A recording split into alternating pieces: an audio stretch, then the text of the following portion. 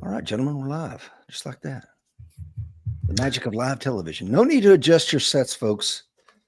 Two of the most handsome men in their mid-50s that ever walked the face of this earth are joining you today. That's right, I got Mr. Phil Strader, Mr. Mike Seeklander, and of course, me, your ever favorite cymbal-banging monkey.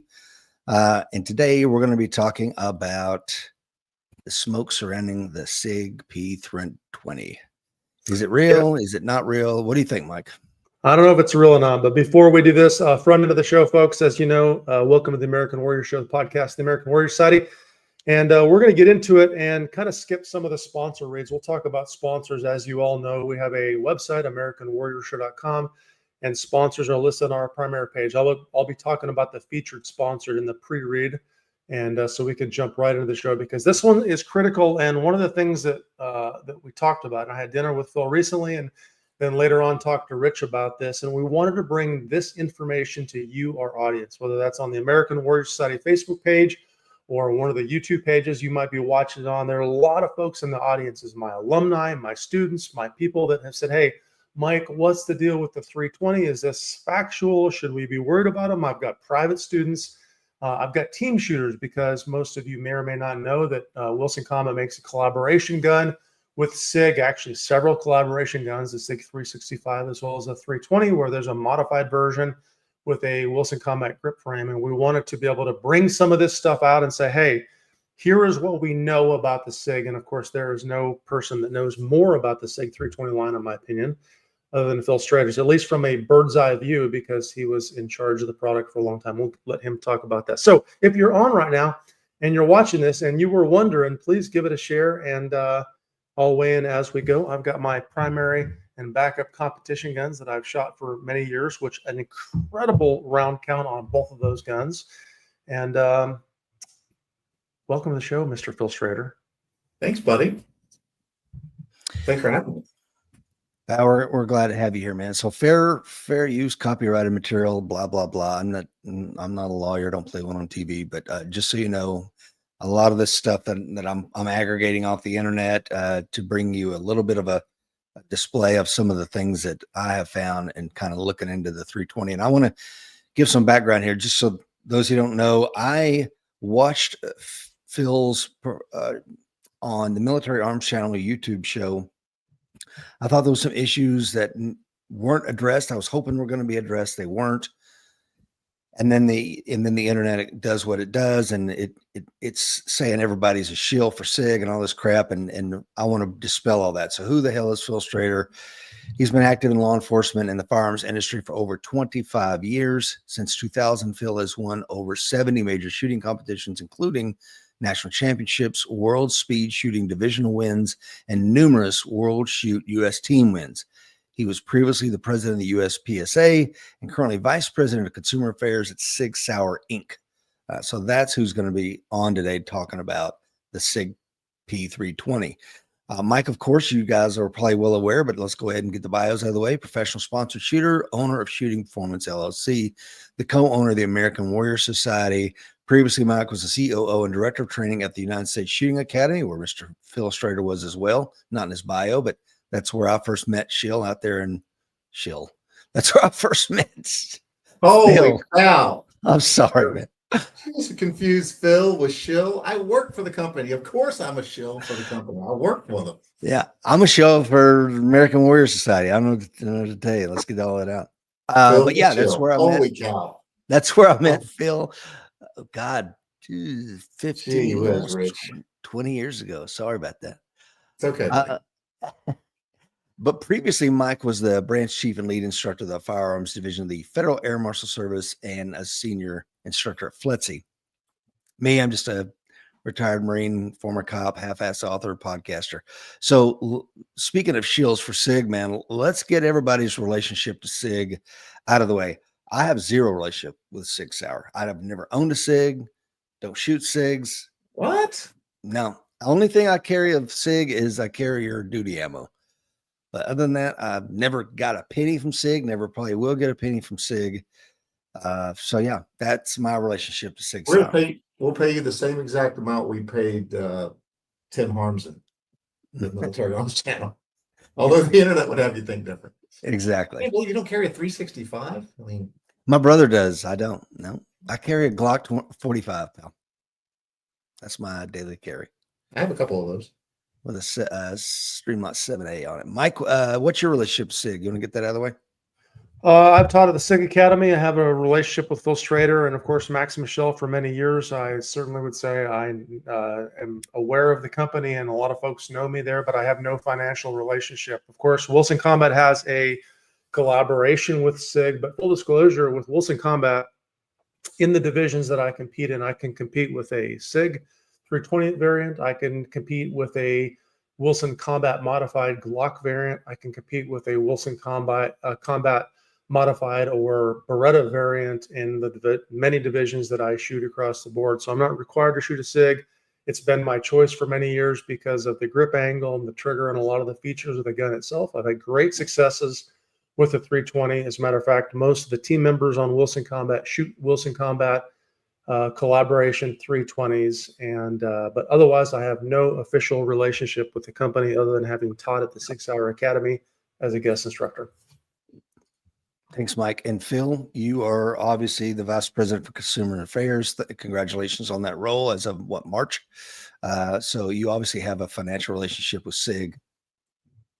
Yeah, I have a vested interest, but I mean, but listen, I'll say this, I'll put this out there, and listen, I can tell you this, and I hate to be the bearer of bad news, but just having a representative of the company of Sig Sauer on your show to give us the opportunity to talk about what's really going on, you're not going to get the best comments. So I'm just preparing you guys for that today. You know, it's a shame that's how it is, but that's how it is. But what I can tell you is, you know, you mentioned I'm a former law enforcement officer, and I am, and you know, and I have a very close relationship with Mike, and Mike can speak for my character as much as anyone else.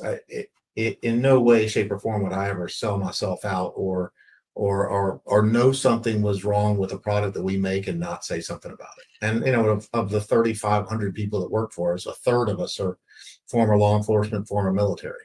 And you know, there's a code of, you guys know, I mean, you both served, you both were law enforcement, you both were military. You know that there's a level of, you know, there's a level of, I guess you could call it honor or self-respect or just a sense of what's right that are really our 1,200 plus former military veterans, law enforcement veterans, really going to turn a blind eye if they knew something was going on at SIG that was unsafe? Not one of them would go to one of their superiors and say, "Hey, there's something going on here." So, you know, I will say, yes, I work for the company, and if the company were doing something that I wasn't comfortable with, I wouldn't sit here and tell them that. You know, I wouldn't sit here and put the SIG hat on and just say everything's fine. I mean, obviously, we're getting a lot of attention right now. We're getting hit up with a lot of lawsuits. Luckily, most of those lawsuits are getting you know, dismissed, and they're definitely going away. But you know, that's kind of my background. But yes, I do work for the company, and I'm going to represent what's really going on with the company, which in this case is our best interest, obviously. I mean, I won't be just doing it here. I'll be doing it everywhere.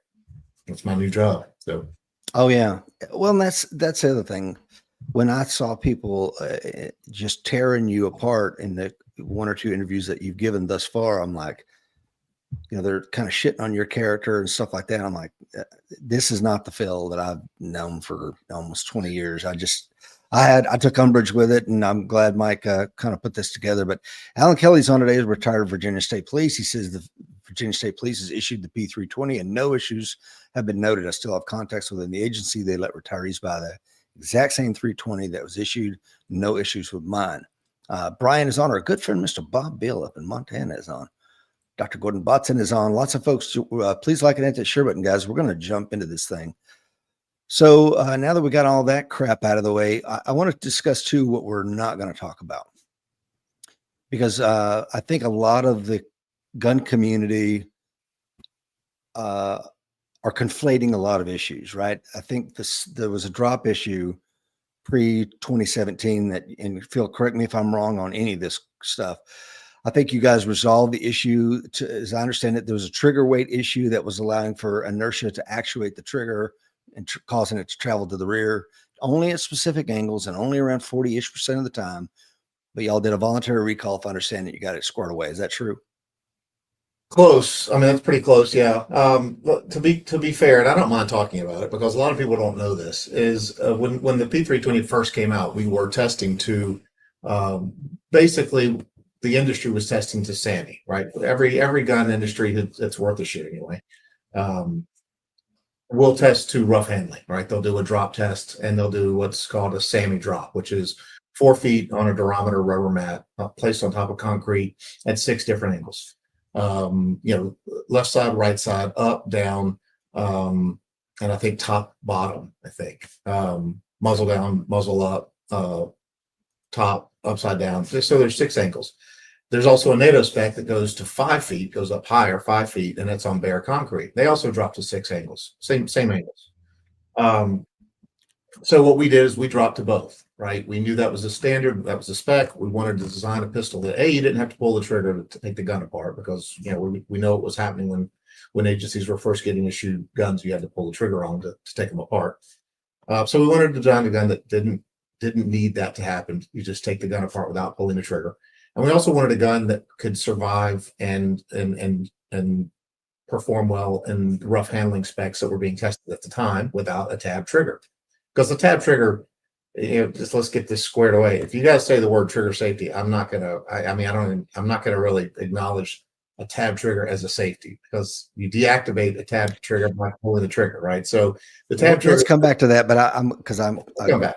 Yeah. But their design purpose was to ensure that the guns would survive SAMI or NATO drop. That was their design purpose. And if you don't believe me, I'm sure I can dig up a video of other people taking the tab triggers off of pistols and dropping them muzzles up and having the same results. But anyway, so that's what happened. We designed a pistol that had the balanced trigger. The trigger comes to the rear. The trigger bar goes forward as the trigger comes to the rear. Kept it within the specs of NATO drop. In fact, not only did we go to NATO, which was the higher specification, we added 6 orientations to the already 6 that were normal. So we doubled the orientations at NATO drop just to make sure that the guns passed. We didn't test at 6 feet because the industry wasn't testing at 6 feet. The industry was testing at what would be a nominal height. 5 feet is where you would hold the gun. And that's why I'm guessing that's why the industry typically tested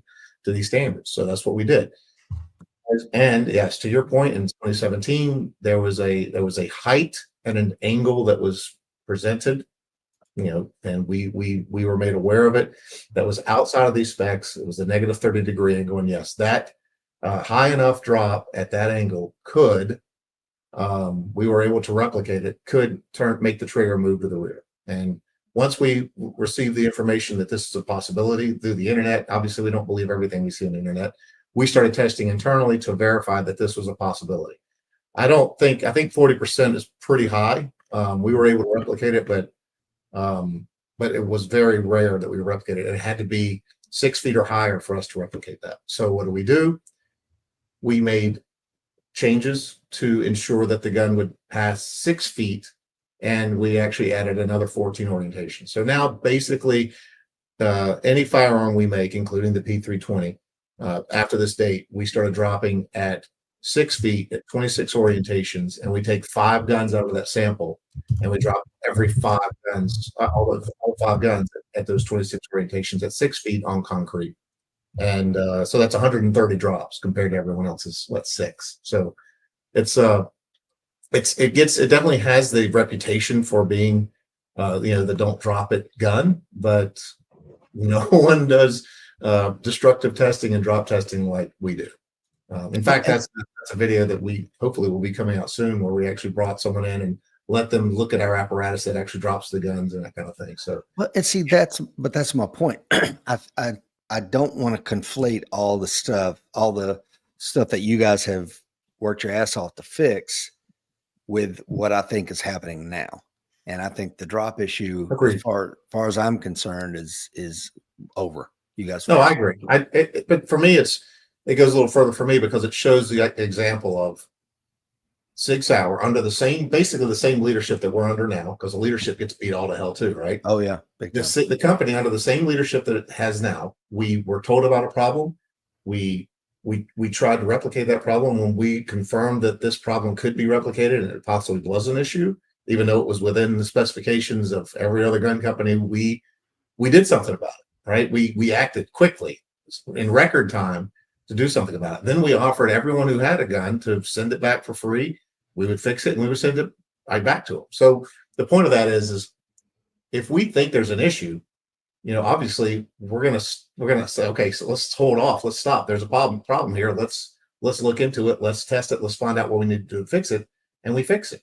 So we have a track record of going above and beyond. I mean, the voluntary upgrade that we did, each gun costs us between manpower, shipping, parts, labor, everything else costs about $100 to $125 a gun, right? And we would have taken back every single pistol. At the time, it was probably around 500,000 guns. We were taking them all back, and we would have eaten that cost, and we were willing to. Now, no, I mean, 25% of the people who wanted to bring them back did, but point is we saw an issue and we reacted. We reacted in a way that, we confirmed there was an issue, we acknowledged there was an issue, and we acted, and we did what we had to do. So, anyway, and a lot of these additional standards really, I agree. You guys did NATO, you did SAMI, you did your own, made up your own tests and added on to the top of all the other testing that's required. And you won the Army contract. So a lot of the issues, like with the trigger splintering, the double ejections, issues with ball ammo, means around between stoppages, lack of slide lock back, those are some things that during the initial testing that the Army did, that they put out an executive summary. Everybody can read it. But again, as far as I'm concerned, as far as I know, Phil, you correct me if I'm wrong, those have been addressed and fixed, right? Right. Well, yeah, and a lot of the functioning issues, not and I don't want to get hammered for this, but a lot of the function issues were ammo related. I mean, the ammunition we were having to use, we were forced to use certain type of ammunition. It was only that ammunition we were having problems with. So, the M17, when we started making some small changes to make that ammunition, that gun work better with that ammunition. But what was the problem with ammo? Because as I understand it, was just 115 grain ball. I mean, what? Well, the 115 grain ball, I can't speak to what was going on with that. What we were required to shoot with was, I can't remember the designator. I think it was 1152 or 1153. It was a 147 grain flat point ammo that was designed to kind of look like the general purpose or whatever the specialty ammo is called. It's not hollow point, obviously. Yeah. But yeah, we were having issues with that ammo. In fact, when we were putting out surplus M17s, we had to make it very clear. We had to make it known to the people that were receiving these pistols that these guns had been optimized for that certain type of ammo. So we were letting people know that, look, it's probably going to work with everything else, but this gun's been optimized for the ammo of the contract. These were true contract overrun guns. So I know that we had to do a lot of tweaking to the M17 platform to make it work well with that ammunition. So that I do know. But again, my visibility to the military and the defense contracts is limited, but I do remember that part.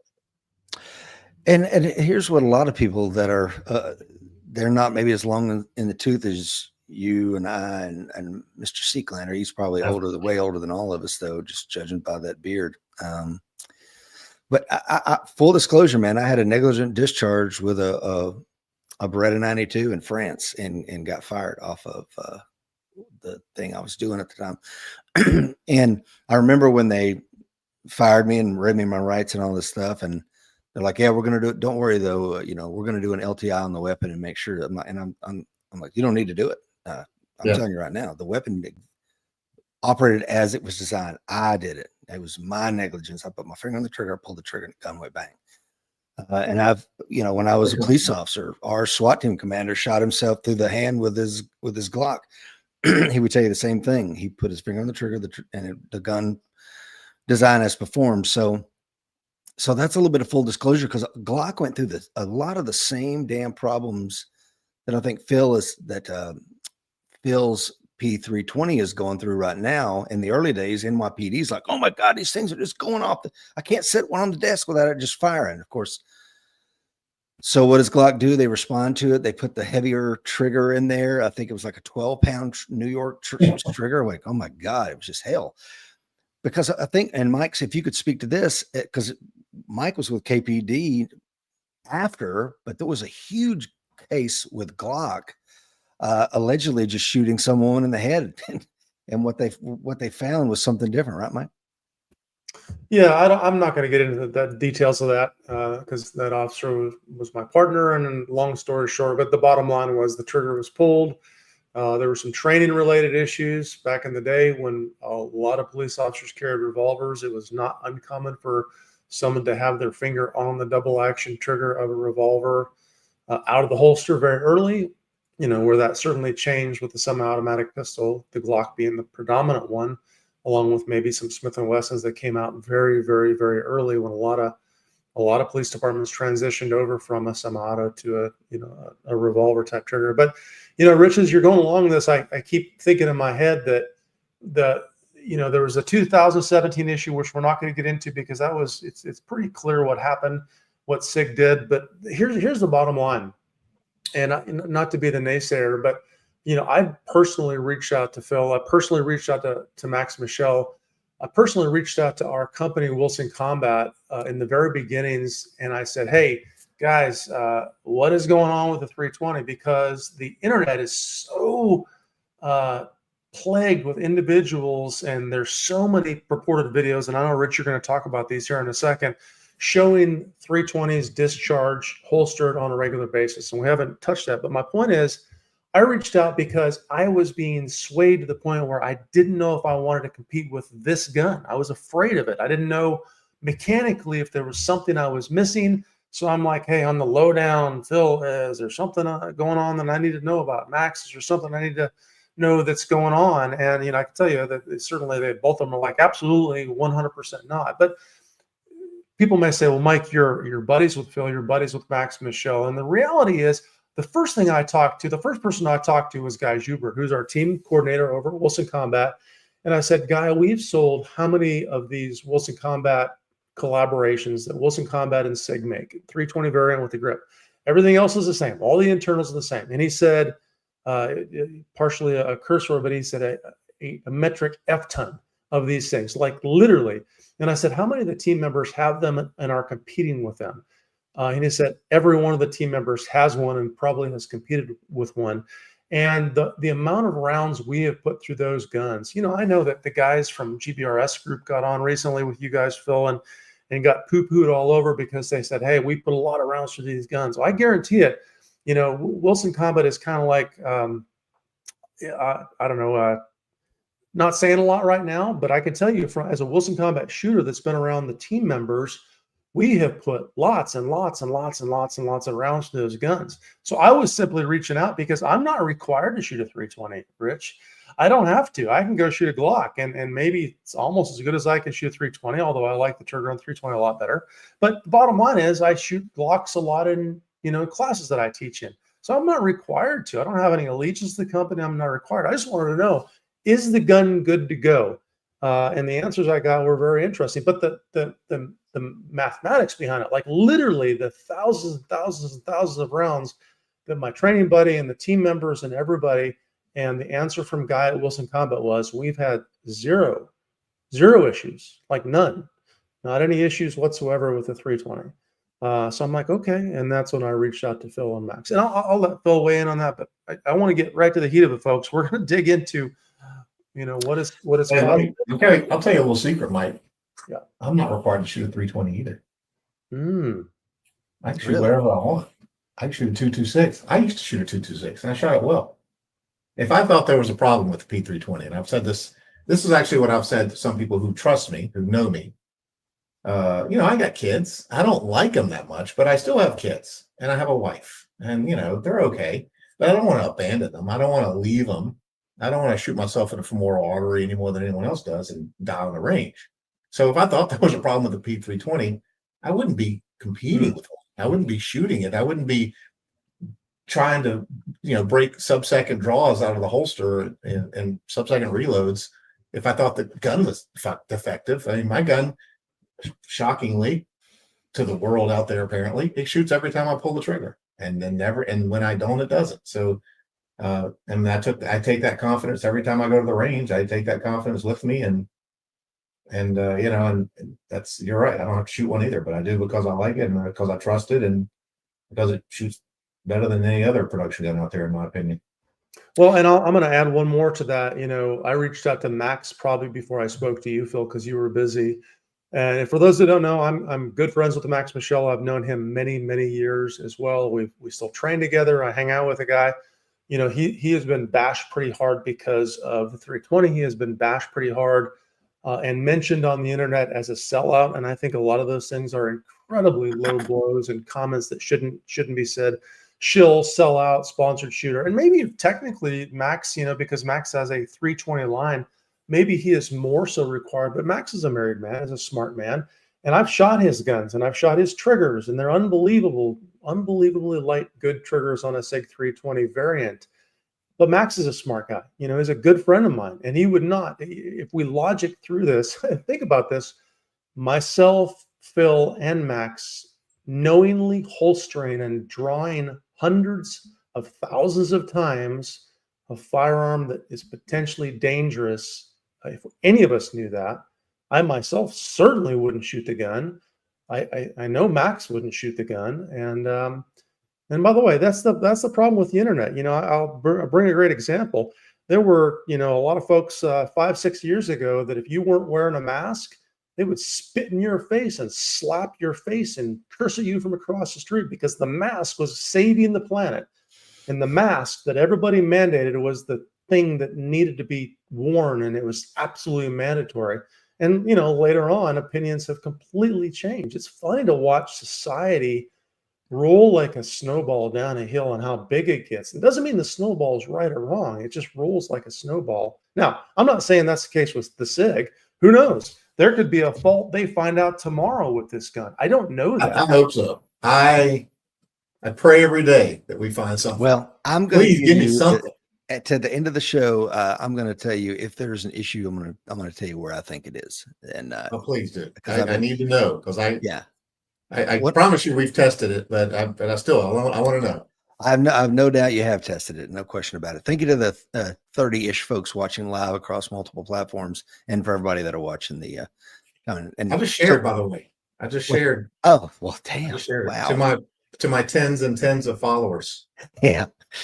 But seriously, I'm not really. The show's only going to be talking about uncommanded discharges. If that's be careful, guys. Don't get too pro Sig over here now. You don't want to get canceled.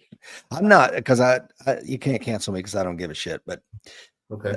So here's what I think is part of what's happening with the 320. There's two different things, and Mike kind of hit on this when he was talking about the whole mask mania, right? Is social media algorithms, bro. I was talking to my buddies. I said, yeah, I'm interviewing Phil over Sig and yada yada. I says, man, there's like two things in my algorithm right now, the 320 and freaking Elon and Trump, or the other guy's like, man, there's two or three things in my algorithm.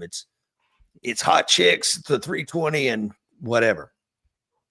So these algorithms are designed to boost engagement, right? To attract advertising revenue, but it's also amplifying biases that people have, right? So I think that's one thing. I think the other thing is this Bader-Meinhof phenomenon, and that's where a new product or a new thing comes into our brain or our environment. Like there's the Ford F-150's got a new truck out, right? And I love F-150s, so now I'm going to notice them everywhere, and as a result, I'm going to start thinking, damn, these F-150s are everywhere. And in reality, they're not. And the Bader-Meinhof, relies on selective attention spans, because everybody's attention spans getting smaller and smaller, and confirmation bias. I'm not a SIG guy. I've never have been. I'm a Glock guy. So it's conforming to my bias that there's something wrong with SIG. Okay. Just get that out of the way. But I think the more you look at it, the more, and this is kind of my next slide here. this is from the Dan Zimmerman article about the truth of the 320 lawsuits. If you look at just a few of the many that are out there, I'm going to give you a couple here. This lieutenant, he was, quote, performing a routine function check on his P320 when it fired at him without any force toward the trigger, resulting in the bullet impacting his left thigh, end quotes. So it's like, who the hell functions checks, one, a loaded firearm, and two, when you got it pointed at yourself, right? So you got another guy, a civilian, who said his P320 fired on its own, quote, when he placed the weapon down on his nightstand, shooting him through the palm of his left hand. Now, why are you pointing the muzzle at yourself? And then there's an unnamed gun shop owner down in Texas whose P320, quote, as he cleared the weapon, blowing off one of his fingers, the weapon was out of battery when it fired. And that's just all kinds of wrong. So I get it when you start drilling into these lawsuits, and I know, Phil, you've probably looked at the dozens and dozens that are out there. Most of them, I think, are complete bullshit. And that was my point with the when I brought up the Glock. It really was a training issue. What happened there with Knoxville Police Department guy, we won't name, is he was still going by the old training standards that KPD still had on the books, where it required the officer to put your finger on the trigger. Why? Because the revolvers required that you start working through that 12-ish pound trigger pull. And I would bet you hard-earned money that was the same case with NYPD when it came to Glock. So these kind of things happen when a new gun hits the market, or it's got something a little bit different with them. I'm not defending Sig. I'm just saying, guys, everybody take a deep breath and let's look at it objectively if we still can in 2025. Well, Rich, you know, when I brought this up, first of all, and I know, Phil, you're like, well, don't be too pro Sig. I don't know if any of us are pro Sig necessarily, although I have not had a single problem with any of the products that I own, including multiple 320s, Wilson Combat variants, and 365s. But, when I brought this up after dinner with Phil Strader, folks, for those that are listening right now to the podcast later on, Rich was very specific. He said, hey, man, if there's smoke, there's fire. And I think there's fire. And I said, well, I think Phil, he will come on the show.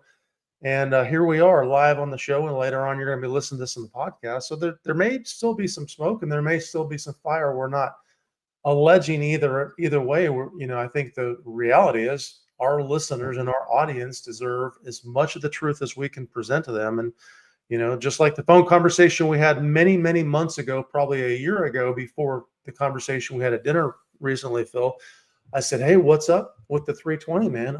I need to know what's going on. I strap it on my side just like you do. Do I need to back off a hair? Is there something you guys are finding on the backside you don't want to admit because of the lawsuits? And who knows? Maybe you're still completely and totally full of shit on that. But right now, I don't think so, because I saw you shooting one the other day. We're not proponents for or against. Rich and I are simply trying to bring out the truth of the matter. Well, but the problem is, I'm glad you brought that up. And I'll listen, I'm happy to address in any format or any way, or you can pose the question and I'll answer straight up. But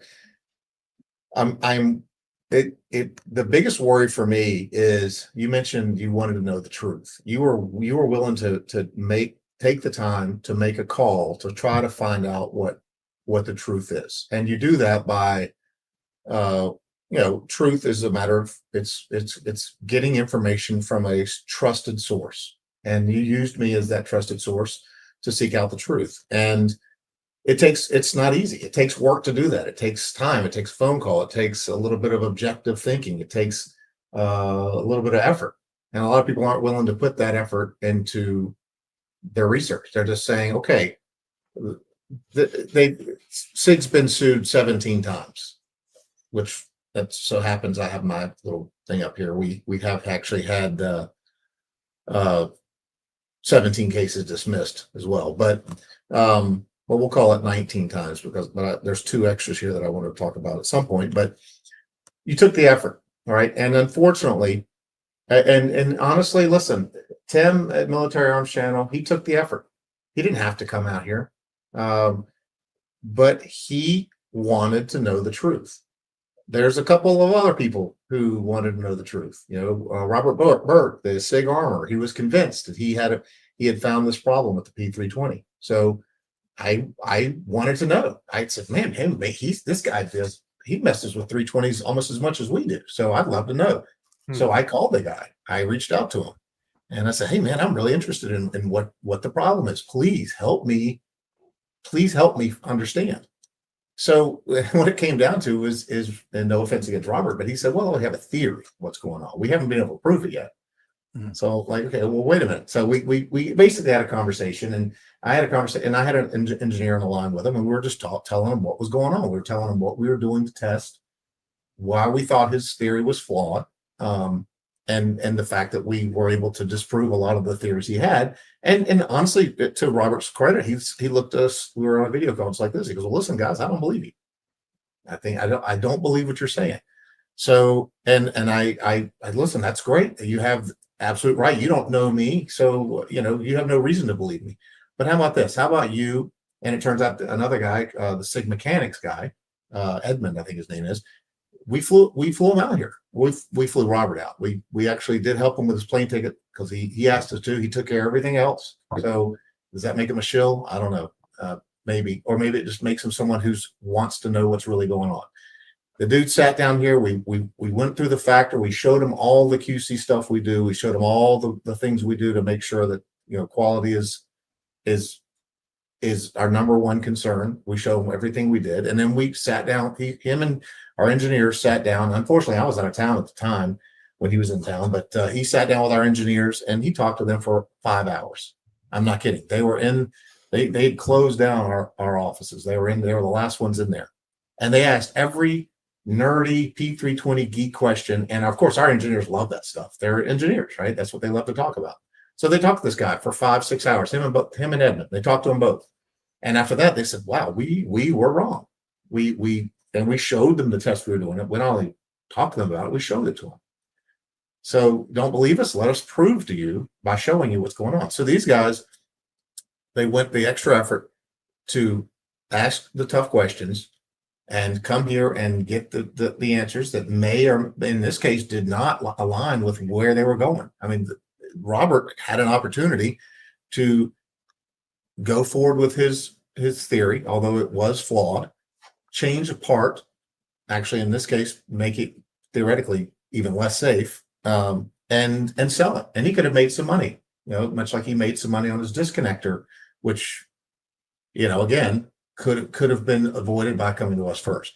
These guys sought the truth. They had nothing to do with the SIG except for the fact that they know a lot about the products and they really wanted the truth out there, and they got beat up for it. And it's turning into the point where now if someone wants to know what's really going on, someone wants to know the truth, and they call us, or they reach out to us, or they give us a platform like this to let us say what's happening and the amount of testing we're doing and the fact that we've done everything we know how to do to try to actuate a firearm without a trigger pull, and we can't do it. All these plaintiffs, lawyers, teams of experts, they can't do it. And if they could do it one time, if they could make a P320 fire without a trigger pull one time, and that means not doing what some of these other internet clowns are doing by changing parts, taking out safety levers, manipulating guns in a certain way, which I can address that as well, which I'm hoping. Yeah, I want to come back to that one, Phil. If you could show it one time where it could do it, then all these 17 lawsuits that I just talked about they obviously wouldn't have been dismissed, right? In fact, the fact that it can't be replicated, and now the plaintiffs, attorneys, experts, and the teams of experts, and a lot of the internet people are now saying, okay, this obviously can't happen. I can't put a live feed camera on my P320 sitting there and make it go off. It's not going to happen. So now court cases are not even going in that direction anymore. They're not saying the gun just went off anymore. Now they're trying to build a liability against Sig Sauer because the design of the P320 is defective. They're not even trying to say that the gun is defective. They're just trying to say that the design is defective. But to that point, seeking out the truth sometimes is the truth is the enemy when it comes to the P320 or Sig Sauer, unfortunately. And it seems to be the case. In fact, I mean, we even populated a website. You can find it at p320truth.com, and it's basically every single fact, every news story, every court case overturned, every piece of news and media and updates, and frequently asked questions, and facts versus fiction videos. A link to this will probably be on there as soon as we're done. Yeah. If you guys are okay with it, you can Of course, yeah. I've been on there. Yeah, you've got lawsuit. You can click the link and read about it. Yeah. It's a website dedicated to facts, but facts are the enemy when it comes to the internet. So, I mean, and I know that's going to be a controversial statement, but there's one thing that can build. I mean, some people love controversy, and the great thing about the internet for those people is it doesn't have to be true. It just has to be fast, right? Well, and that's Ben Stoker's like, I love drama, man. He's making a video about he does. He loves drama. And listen, and if you pay real close attention to Ben and listen to what he says, and everyone wonders why me and this guy are still friends. I know we're not like hanging out and eating dinner or like me and Mike, and we don't talk every week or anything, but listen, the guy's, he likes controversy. He says a lot of disparaging things about the company. I get it.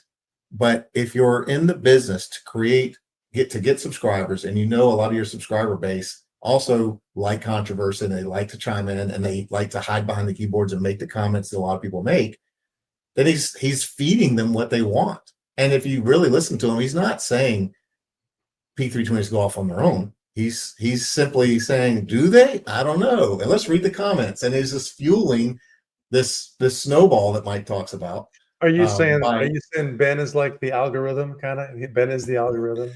Listen, I wouldn't say anything bad about Ben because I know if Ben thought there was a problem, if Ben truly thought the P320 could fire without a trigger pull, why would he have been using it for? I mean, he doesn't use it now because he just doesn't like the company and he doesn't like the leadership, and that's fine. I get it. But if he really thought there was a problem, does he think a tab trigger is going to? I mean, you deactivate the tab trigger by pulling the trigger. If the gun was going off without a trigger pull, what's a tab trigger going to do? Right? What are any of these parts going to do? So I don't know. I mean, maybe he does. I don't know. He does his thing, and I applaud him for doing it well, because maybe Rich should invite Ben to the show. Ben, you have a welcome invitation from Rich to come on and argue. And Ben, if he listens to this, which he will, or he will see it, and I would be happy to talk to him as well. But again, I don't know if there's a motivation for Ben to have me on. I don't know. Let me shift away from him for a second, Phil. Because here's my question for you in that case. For example, Ben or anybody else that has a platform that gets on YouTube and he is very honest about liking to stir up things and cause chaos. I appreciate the honesty, but in my mind, I would think that Sig could certainly release their own YouTube videos on a regular basis, and I know they're going to get poo-pooed on, or Instagram, and I know you have this Truth and Facts website. So I'll speak to the CEO of Sig and your boss and whoever else is listening. It's like, what are they waiting on? What are you all waiting on to respond to these things, to provide the truth, to provide some answers to the public? Is that the lawyers with the noose around their neck, or what, man? No, you're not wrong. Listen, there's a level of response that we as a company, we have to be relatively responsible with how we respond. Now, to your point, I am talking to our my leadership, and we are actually going to be working on some YouTube content where I'm going to be covering a lot of 320 and Sig Sauer facts. And my goal, or our goal, is to make it just so factual and so black and white that there was really nowhere for the controversy to go. Like, here I am out on the floor. This is this piece of equipment, and this is what it does, and we do it this many times, and that's it. The chicken McNugget, the McDonald's chicken McNugget argument. For the longest time we thought chicken McNuggets were made out of beaks and pink paste, and they actually had someone in there going, "Oh, this is actually how we make it. We go to Tyson's Chicken, and this is I want people to be able to see exactly what's going on with Sig Sauer, because the P320 is its own thing. The people are never. There's people that they're never going to trust it. If they don't trust it now, it's going to be hard to convince them otherwise. But the last thing we want is that misinformation about the P320 to translate over to a mistrust of the company. I mean, just because they're misinformed and there's this algorithm and this building snowball of hate on the 320. The company itself, again, if you've ever had an opportunity to visit here and see what we do, you know, it turns you into a believer, because it's like, wow, you can't fake this. We don't call ahead. We don't call down to the factory and say, hey, we've got a big YouTuber coming, and so let's get everyone ready to go and let's start really dialing in our quality control. It doesn't work that way. We just do what we do, and Well, we have weird comments all the time on different shows, but like right now, Max looks like he's on YouTube, and I know Richard picked this up. Is the facts are that no other pistol goes off when jostled or bumped like the 320. And I don't know who Max is. Max, welcome to the show. But that seems to be, you know, the commenters, the public opinion, and whether some of them are bots. And I don't think Max is a bot, but who knows who these folks are, where those opinions come from. That's the popular opinion. And the longer Sig sits there and says nothing, in my opinion, I'm sure Rich will address this, the longer, you know, then that comment lives. And Max, thank you for your comment. Rich, I don't know if you weigh on that. So, well, that Jason says, you know, my only issue, the whole controversy, is that the sheer proliferation of the platform would seem to require a significantly higher incident rate, but I don't know what rate that is. And that speaks to what I was saying to you guys in the green room. If you've got, it's some number greater than 3 million. Am I wrong, Phil, as far as how many of these platforms? It's over 3 million 320s in the market. Yeah. Okay. So some number higher than that. And the number that I keep seeing is there's around 100 of these under uncommanded firing, allegedly, right? There's a little bit more than that reported. Okay. But my point is, like, actionable, where people are actually, you know. And you got crapped on the military arms because you tried to bring out the number. Guys, well, this is 0.0003. It's cold comfort to the people that have had these things allegedly happen to them, but to hear that it's a statistical rounding error that doesn't exist. Okay. Which again, this is math. But the problem, and that's why I wanted to talk about the algorithm, Bader-Meinhof, and there's some social contagion going on here that makes it seem, and again, I'm not a shill for Sig. Don't own them. Probably never will own them. But I think but to this gentleman's point here, says, I own a P320 M18 California version. Everything is OEM. Should I feel comfortable carrying this is my CCW firearm? Phil, answer that question, please.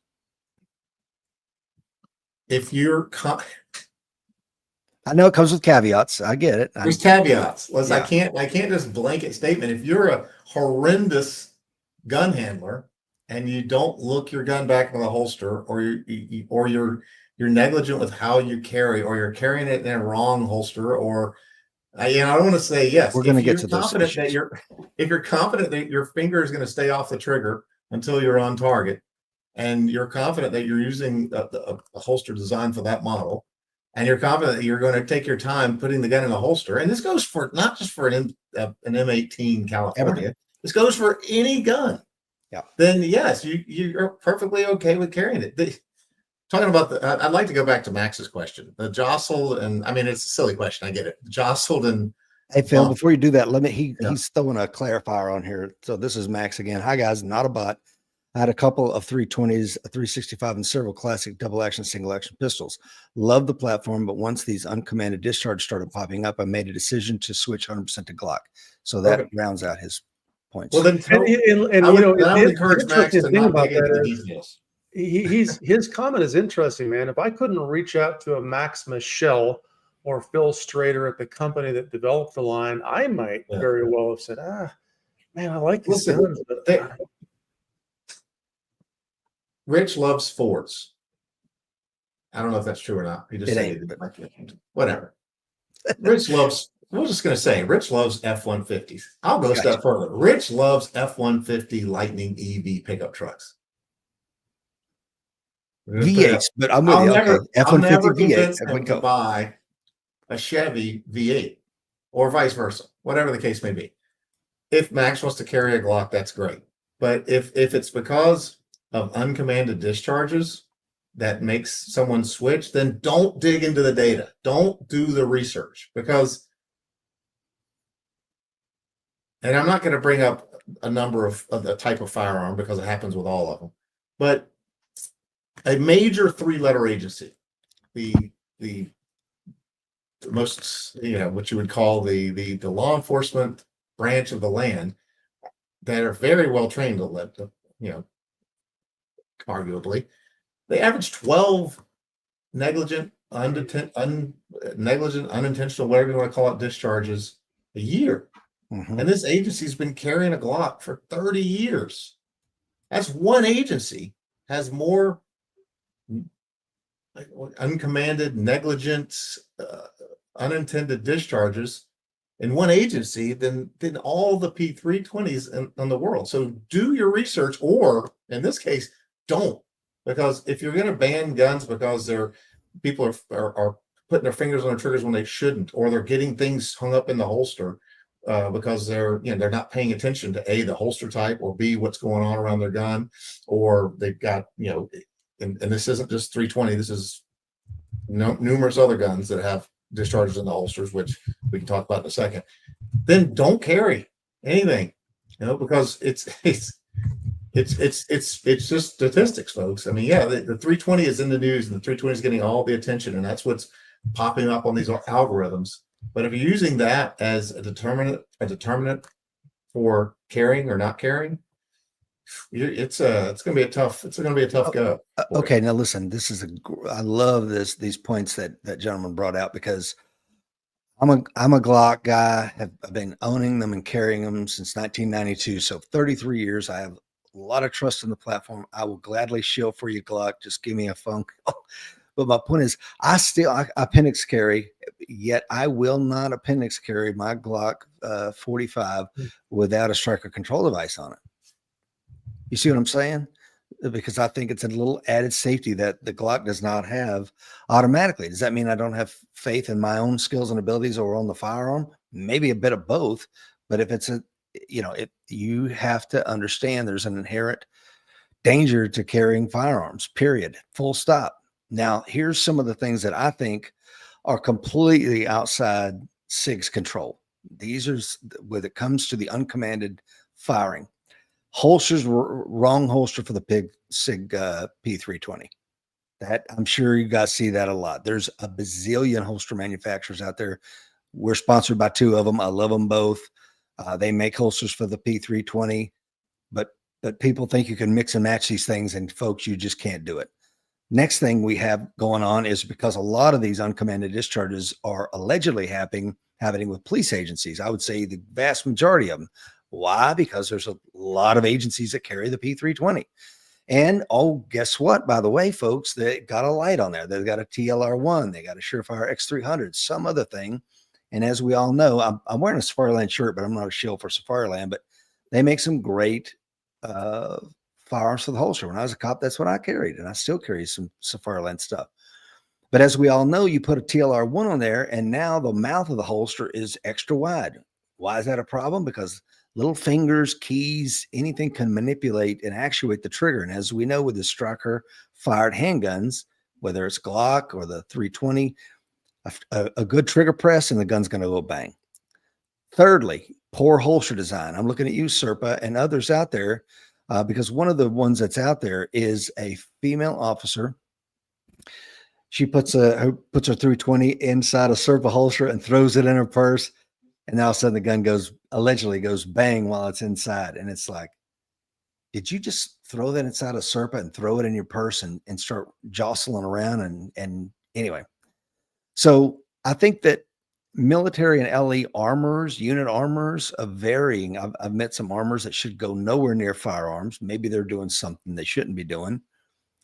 Aftermarket crap being put on or in a firearm that could make the firearm inherently less safe. The Marine Corps had a problem when I was an officer in the Marine Corps. These young Marines were killing themselves. I mean, at record numbers. And we start looking at aggregating the data once again as to what the hell is going on. Well, what was going on is they're coming back from the GWAT. They've just survived Fallujah. They think they're invincible. They're a 19, 20-year-old young man. He got a shit ton of money from his combat deployment, and he buys a Hayabusa. But it's not enough to buy the Hayabusa. He's got to go out and change the geometry of the motorcycle. Now the motorcycle is inherently unsafe. and he kills himself. So when you start putting aftermarket stuff into the firearm, that's not the way it was designed per se. And finally, the thing that's way outside of SIG's control, and this is what I think Phil was reticent to say all in. Yeah, man, it's safe. Well, it depends. It's improper or negligent handling of the firearm, whether in the holster or not, can cause problems. So I say all that to say this stuff is outside your control. Now, let me tell you what, in my opinion, is fully within SIG's control. And this is where, Phil, if you want to obviously push back on some of this stuff, and Mike, you too, because you do carry a 320, you compete with a 320 sometimes. Yeah, I don't carry a 320. I carry a manually safetied 365 or a manual safetied EDC X9 variant from Wilson Combat, all variants. And notice the manual safetied a long time ago. I made the decision to carry a double action first shot or a manual safety striker fired gun only in the appendix position. It just bothers me to carry something else. It has nothing to do with SIGs or Glocks or anywhere else. I will wear a Glock appendix sometimes teaching, but typically I have grown accustomed to a manual safety. Phil actually makes fun of me for that. But just for the record, that's what I carry. And by the way, we have like 50 people live on, which is a pretty good number for this live show. If you're on YouTube or on the Facebook, please give it a share. If you have a specific 320 question or even a comment, unless it's a worthless comment, then go somewhere else. But bring it on the show. Well, let me back up because I didn't give a Phil. Phil, would you agree that these issues are way outside your control, man? Y'all can't do anything about this stuff I already brought up, right? Oh, I mean, no, we can't. We can try to educate the people and let them know. I mean, this is actually part of our. We actually were just at the Council of Law Enforcement Education and Training in Oklahoma, where we're trying to educate them about holster choices and some of the challenges that we've been facing with holsters and it's to that point. I love Safariland. I carried a Safariland holster forever, and it takes a while to build a Safariland holster. It's really good. They're really good holsters, and they use these molds that take forever to make because they want to make them right, and they do a lot of fitting and to make sure there's no issues. And God bless them for that. They do a great job. The original 6300 series holsters, and this isn't just SIG, this is all of them. When officers started putting flashlights on these holsters, they had to make some quick changes. They had to we got to make this mouth bigger to fit these lights. So they did it. They didn't think anything about the walls of the holster being too shallow. These are some of the examples I've showed to another instructor based out of Oklahoma, and he had banned the P320 from any of his classes, and this is a guy who's very, very astute shooter and great instructor. And I mean, me and Mike know the guy, but he'd never even that had never even brought to his attention before. And he's a Glock guy. I mean, he is all Glock all the time. And I was like, well, let me see the holster you're using in your class. And I unloaded his gun was unloaded. I put it in his holster and I just stuck my finger in there and pulled the trigger on his Glock with a tab trigger. He said, how'd you do that? I said, well, I can do that. Here, give me your keys. I did it with the keys. I just threw them in there, pulled the key and made it happen. And he was blown away. He just couldn't believe this. He said, look, man, I can't expect a police department that has 200 old style holsters to all of a sudden go to Safariland or whoever and say, hey, we've noticed a problem with the holsters. The trigger guard is too exposed. We want to buy 150 brand new Safariland ballast holsters, which are awesome, by the way. I strongly recommend those holsters. Great holsters. They're not going to be able to do that. So or some agencies are saying, hey, carry your gun. This is the list of guns that you can. Here's a list of guns you can purchase. Here's a list of flashlights you can buy. And here's some holsters options for you. They don't really have a lot of control over what their officers are buying, so there's no regulation there for some. I mean, this last one, the Saris PD. That police department, that school resource officer, she had the bag and everything on her right side. Something in the bag clearly got jammed in the holster. It appears on the video. But from what I've been told, and I could be wrong about this, but I don't think this was I think this was one of the firearms that she purchased and she was carrying. I don't know. I think it was just one of the guns on her approved list. How do we know that holster she purchased isn't an old series 6300 series holster, an old 7300 series holster? We don't know that. So to your point, we don't have a lot of control over what kind of holsters are used. And we tell these police agencies this. We're going to go. We just talked to Kansas PD last week. We're going to talk to Indiana State Police this week. And we're trying to give them some visibility as to, hey man, the holster companies are doing everything they can to keep up with the technology. And in this case, obviously it's flashlights on pistols. That seems to be the new thing. Now, flashlight companies are responding and they're coming out with slimmer lights. Like if you notice X300 lights, they have a certain lumen rate. Now they're making thin lights that only take one battery that have the same lumen output. So those thin lights now make your holsters a little thinner. So they're addressing the issue. We're just doing it. It's just not happening fast enough because there's 3.5 million guns out there. Well, and that's another thing that you guys get crapped on about, and I don't know if it's justified or not. SIG treats its consumers like they're all beta testers, and it's like, on some level, guys, we're painting the train while it's moving, because the technology is moving so fast. And I'm talking about holsters, lights, guns, everything. Everything's moving at a speed. And then you have users of varying skills and abilities out there. I carry on my G45 a Streamlight 7A because of that same reason. It's as wide as the firearm is. But anyway, I say all that to say that's outside your control. Now, what is inside your control? The modularity thing that I don't understand. A lot of things I think are solutions searching for a problem. So when I looked at when it first came out, I'm like, what's the firebox? I get it. It gives you some degree of modularity, but what was the idea behind doing the firearm that way? I don't get it. The original, our original modular system like that with regards to the fire control unit was the 250. I know that there had been talk amongst in the law enforcement channels about when they were soliciting or talking about soliciting for a new firearm or a new pistol to replace the M9. There was a level of modularity they wanted to have. One gun kind of does it all.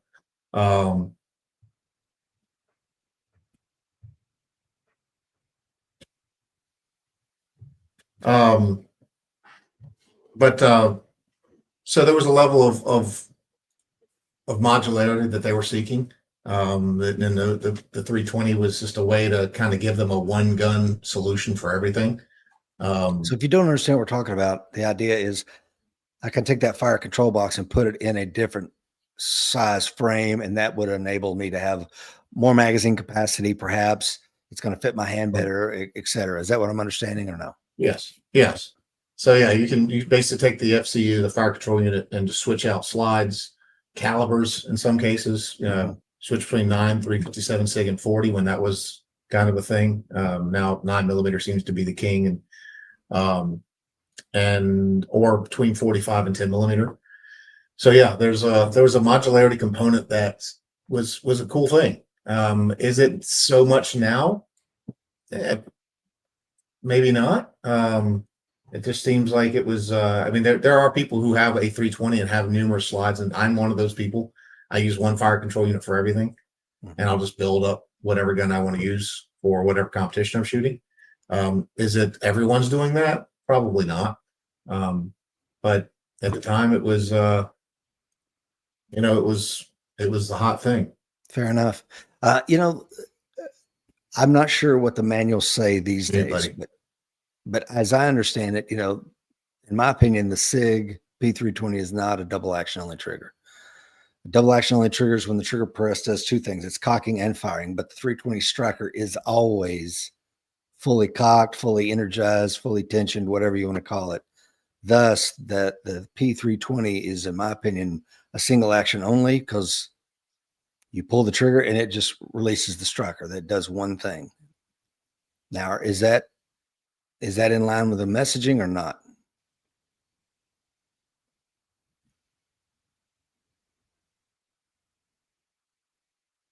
You there, Phil? Can you hear me? Rich, I can't hear you, buddy. Okay, there we go. Can you hear me? Yeah, there we go. Are y'all still? Are you guys saying it's a double action only or single action only? Oh Lord, they shut us down. We can hear you, Phil. Hang tight. Okay. Yeah, Rich, while we're waiting on Phil to get back, why don't we address some of these comments, man? We've had a lot of comments come up. We're trying to stick to this PowerPoint, which is cool, but some of them are pretty good. And I want to read Billy Yes. Miller. What are your thoughts on the evolution of the Can you hand? hear In the 80s, we had the single Blink action. twice if you can hear me. Okay, I can't hear you. One, two. Phil, we can let's hear see. you, sir. We can hear you. 1, 2, 3. Maybe it was the 320. Maybe the 320. No, I can't hear you guys. I mean, that's great for Seeklander, but I wanted to hear Rich. Well, blame it on the Audio. 320, Rich. I will. Speaker.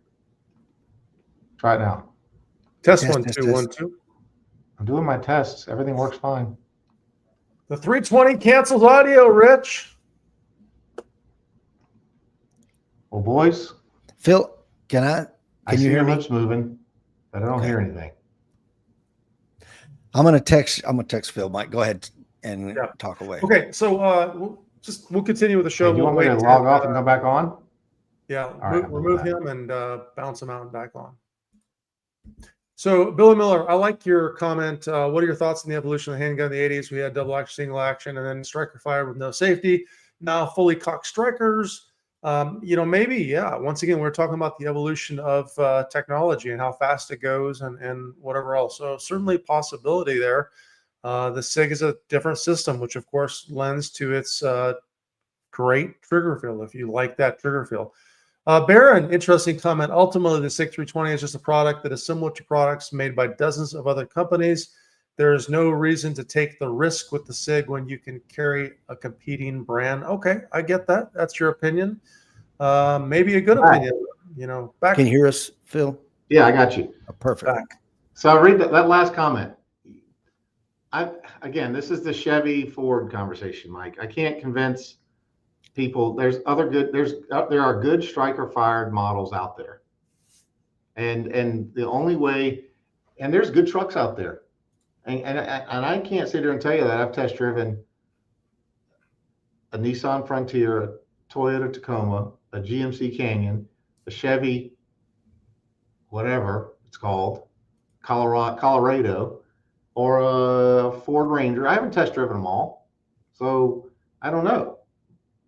So I mean, I can't sit here and tell you that you're making the right choice. What I would say is, if you're that passionate about it, then we're not going to change your mind. But how about try shooting them and make your decision, especially if you have confidence in your own ability, Ford Ranger, especially if you have your ability to keep your finger off the trigger. But anyway, so we'll go back to your design concern. So the action, I'll go ahead and address it. I know that the trigger action is a something that it gets brought up a lot, and I am an old school guy, right? Double action is, the way I define it, is the relationship between the trigger and the hammer, right? When Glock came out, well, I guess they didn't really come out with the striker fired gun, but when they popularized the striker fired gun, the days of trying to define them by the way the trigger reacts to a certain mechanism went away, because there are too many different levels of striker design out there. I mean, I could theoretically put a certain angle on a sear and have what level of charging do I need before it discharges? I mean, I get what you're saying, and I know that Sean had referenced it as a single action trigger. It's a striker fire trigger. It's a trigger that has relatively, and in fact, this is going to run up in our next case, has relatively the same amount of travel compared to all the other striker fired pistols in the market. There might be slightly less, slightly more, but within 1/10 of an inch, when you pull the trigger back on a striker fired gun, it detonates the striker. It either releases it, pulls it, releases it, or semi-releases it, one or the other. And there's one exception, I think, like an expert might claim, and that's the SW99, or that weird, striker action that had the button on the top that you could push it and it would turn it into like this weird. Yeah, but nobody's heard of that, Phil. So. Nobody knows what that is. Yeah. But anyway.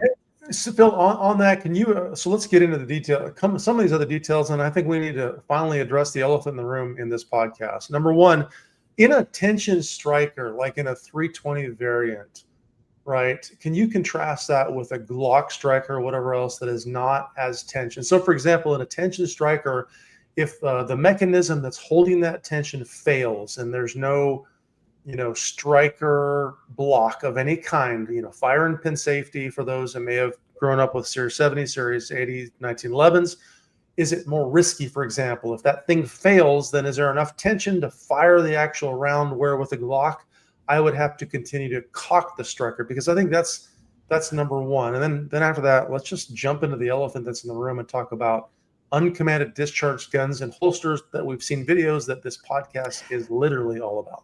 Okay. Yeah, man. Okay, Before I we can go address there, that. Mike, I just wonder if we start trying to talk about specific. That's why I've got a slide where I'm going to show you guys what the whole striker assembly looks like, and again, where I think that Perfect. there may be an issue, and Phil's going to Okay. get to slap me around professionally. No, it's okay. It's fine. It's fine. So to your point, the Glock is there's two parts of the trigger pull that matter. There's the prep, and then the prep. What's happening is that trigger's being to actuate the firearm. You have to pull the trigger. The prep part of that trigger is, I don't know, we could call it 1.5 pounds, maybe 2 pounds of prep. And that prep, it does a couple things. It draws the trigger bar back to the disconnector. It charges the striker, and it also deactivates, it slides against the striker safety. So that's what your trigger is doing with the Glock. Okay, if you take a finger off that trigger, then it decharges, it takes the safety off, it puts the striker safety back on, and you go back to square one. On the P320, there's also, and then to complete the Glock trigger is about 5-ish pounds, we'll call it 5.5 pounds. P320 trigger, when you prep the trigger, what you're doing is you're actuating the striker safety. The striker safety is the trigger bar is moving to the rear. It's activating the striker safety, which can only move up and down as if the trigger's pulled. And then you hit the wall. When you get to that wall, that's where and the wall from the Glock, by the way, when you've reached the wall with the Glock, you're fully charged. The safety's off. Everything's ready to go. When you've reached the wall with a P320, the safety's off. You've reached the sear. You're ready to go. It's the same from the prep point on. It's exactly the same. You're doing the same thing. You're releasing the trigger. Glock does it by hitting when you prep that gun, that tip of that trigger bar is now sitting on the connector. That connector, when you keep pulling the trigger, it just drops the connector and it releases the sear. On the P320, the trigger's moved to the rear. That striker bar that trigger bar is going forward. You've already disengaged the safety, and now when you keep pulling it back, it uses a lever to release the sear. So it doesn't move the trigger bar down. It just rotates the sear. So after the prep, you're doing the exact same thing with a Glock, with a Canic, with an M&P that you're doing with a Sig Sauer. Now, to your point, Mike, if we were to remove the striker safety, let's say, from all the guns, could it be argued that a gun that requires a charge could be safer than one that doesn't? Maybe, but we also have a secondary sear notch. So if that sear slips off by some miracle, because even if you were to take the striker safety out of the gun, the only way the sear drops is if the trigger's pulled. But let's just say something in that breaks. So let's break two major components on the pistol. Let's just say the only thing holding that striker back somehow, by some miracle, no springs, no trigger bar, no safeties, is just tension.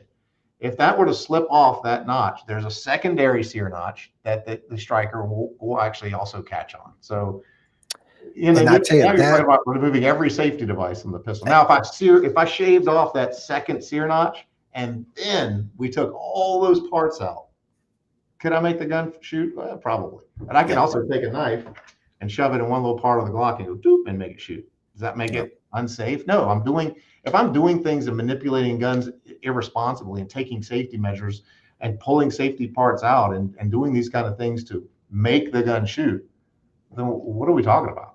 I can do that with any platform. Hell, I can make a revolver go off in a very unsafe manner if you give me one piece to take out. Yeah, I'm going to come back to that second sear notch because I think as I've looked at the internals of the P320 for the last couple of weeks getting ready for today's show, thank God for the second sear notch, because I think, and we'll talk about it in more detail later, that is the saving grace. And that's where my head hits that one every single time as to why is this happening.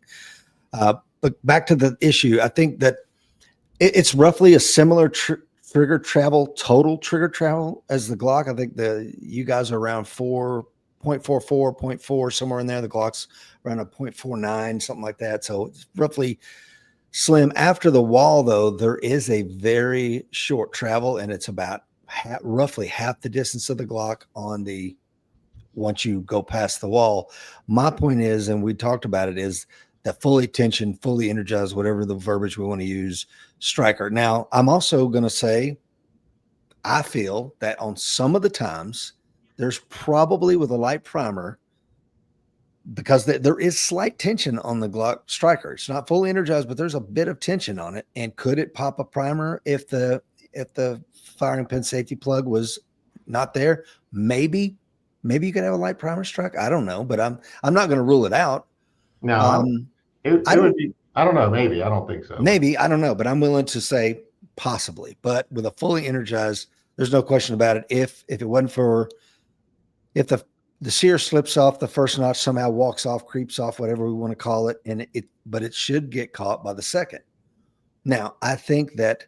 Well, it would never make it to the second notch because you've still got your striker safety.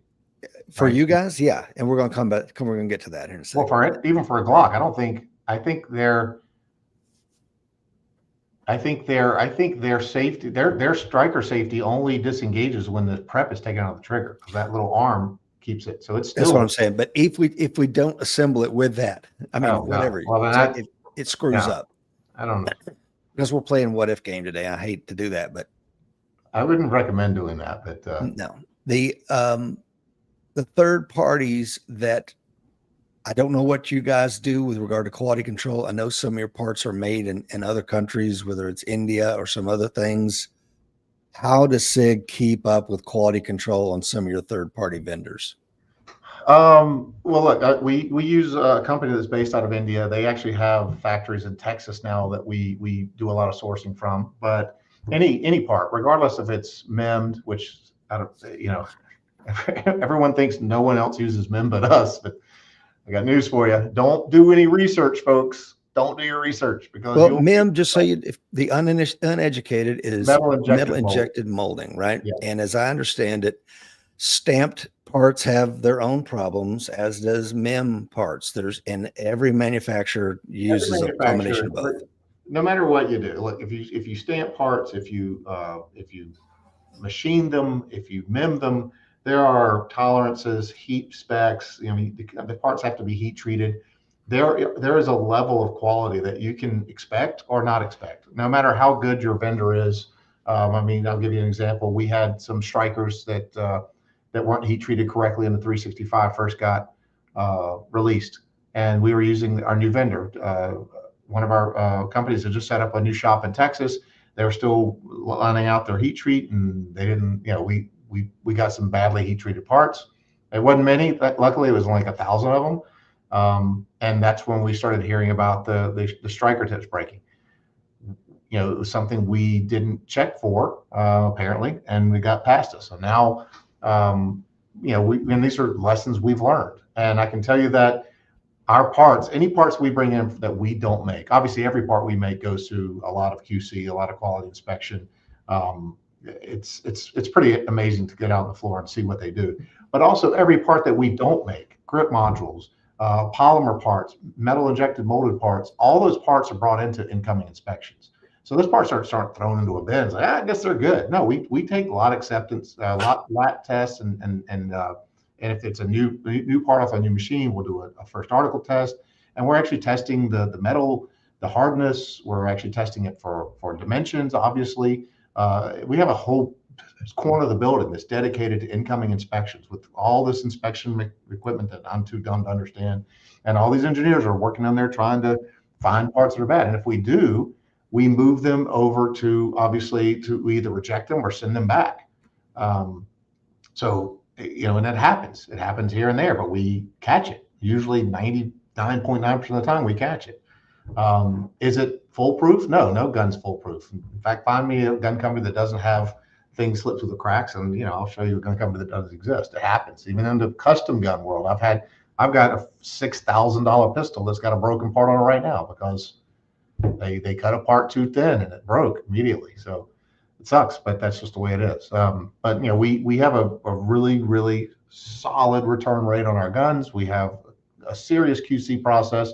One of the things I'd like to cover in a YouTube video, maybe. But yeah, I mean, it's people who say MEM is bad, don't do your research, because you're not going to want to know what else is out there. So again, how some other things that really upset people is, number one, it ends today, the March 7th, 2025, messaging that was out there. It's like, when I read that, I'm like, man, whoever wrote that, and again, I'm not trying to get personal or making an ad hominem attack on whoever this guy or gal was. If they were attorney or crisis management PR firm, they should be let go. They need to go find something else to do, because if there was a way to piss off every gun owning American, I think they found the way to do it. So that's a concern. Then you got, it's not just Bobby Cox, but other people from SIG have said, no, they're 100% made in New Hampshire. Well, obviously that's not true.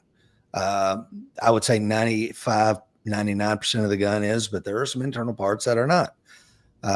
Then you got the Milwaukee issue with some guns that came with missing safety lever springs. That's bad, and I don't know how and then you've got the whole, well, they changed their owner's manual. They're telling you that the damn thing, that they don't want you to carry around the chamber. I'm like, guys, these freaking owner's manual are written by attorneys and techs.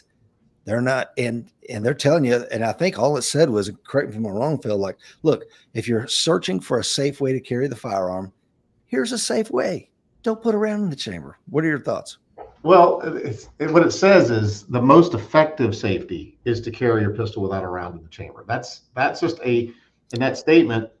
It's in bold and it's in capital letters, so it got attention, unfortunately. But it's actually mixed in with our manual safety language, right? When we talk about what a manual safety is for and how it makes carrying a gun theoretically safer, because the manual safety, when engaged, it will allow, not that it says this, but it's just one way of saying it blocks the trigger bar from moving to the rear. So if you are negligent with your gun handling and you unintentionally pull the trigger, a manual safety would be safer for you. And what else would be more effective is to not carry around in the chamber. It's not saying that we endorse you carry a certain way. And in fact, I've gone on record numerous times saying Sig Sauer doesn't endorse any method of carry, whether it be round in the chamber, round out of the chamber, or not carrying at all. We don't endorse any of that. But the goal here is to give people options, because we have to accept the fact that someone buying a gun for the first time, buying a firearm for the first time, is no different than buying any other product for a first time. We have to assume, from a legal perspective, with our lawyers involved, we have to assume that someone buying a firearm for the very first time is a very first time gun buyer. They don't know what this is. It's an appliance or a toaster or whatever. I mean, we have to assume, we hope that's not the case.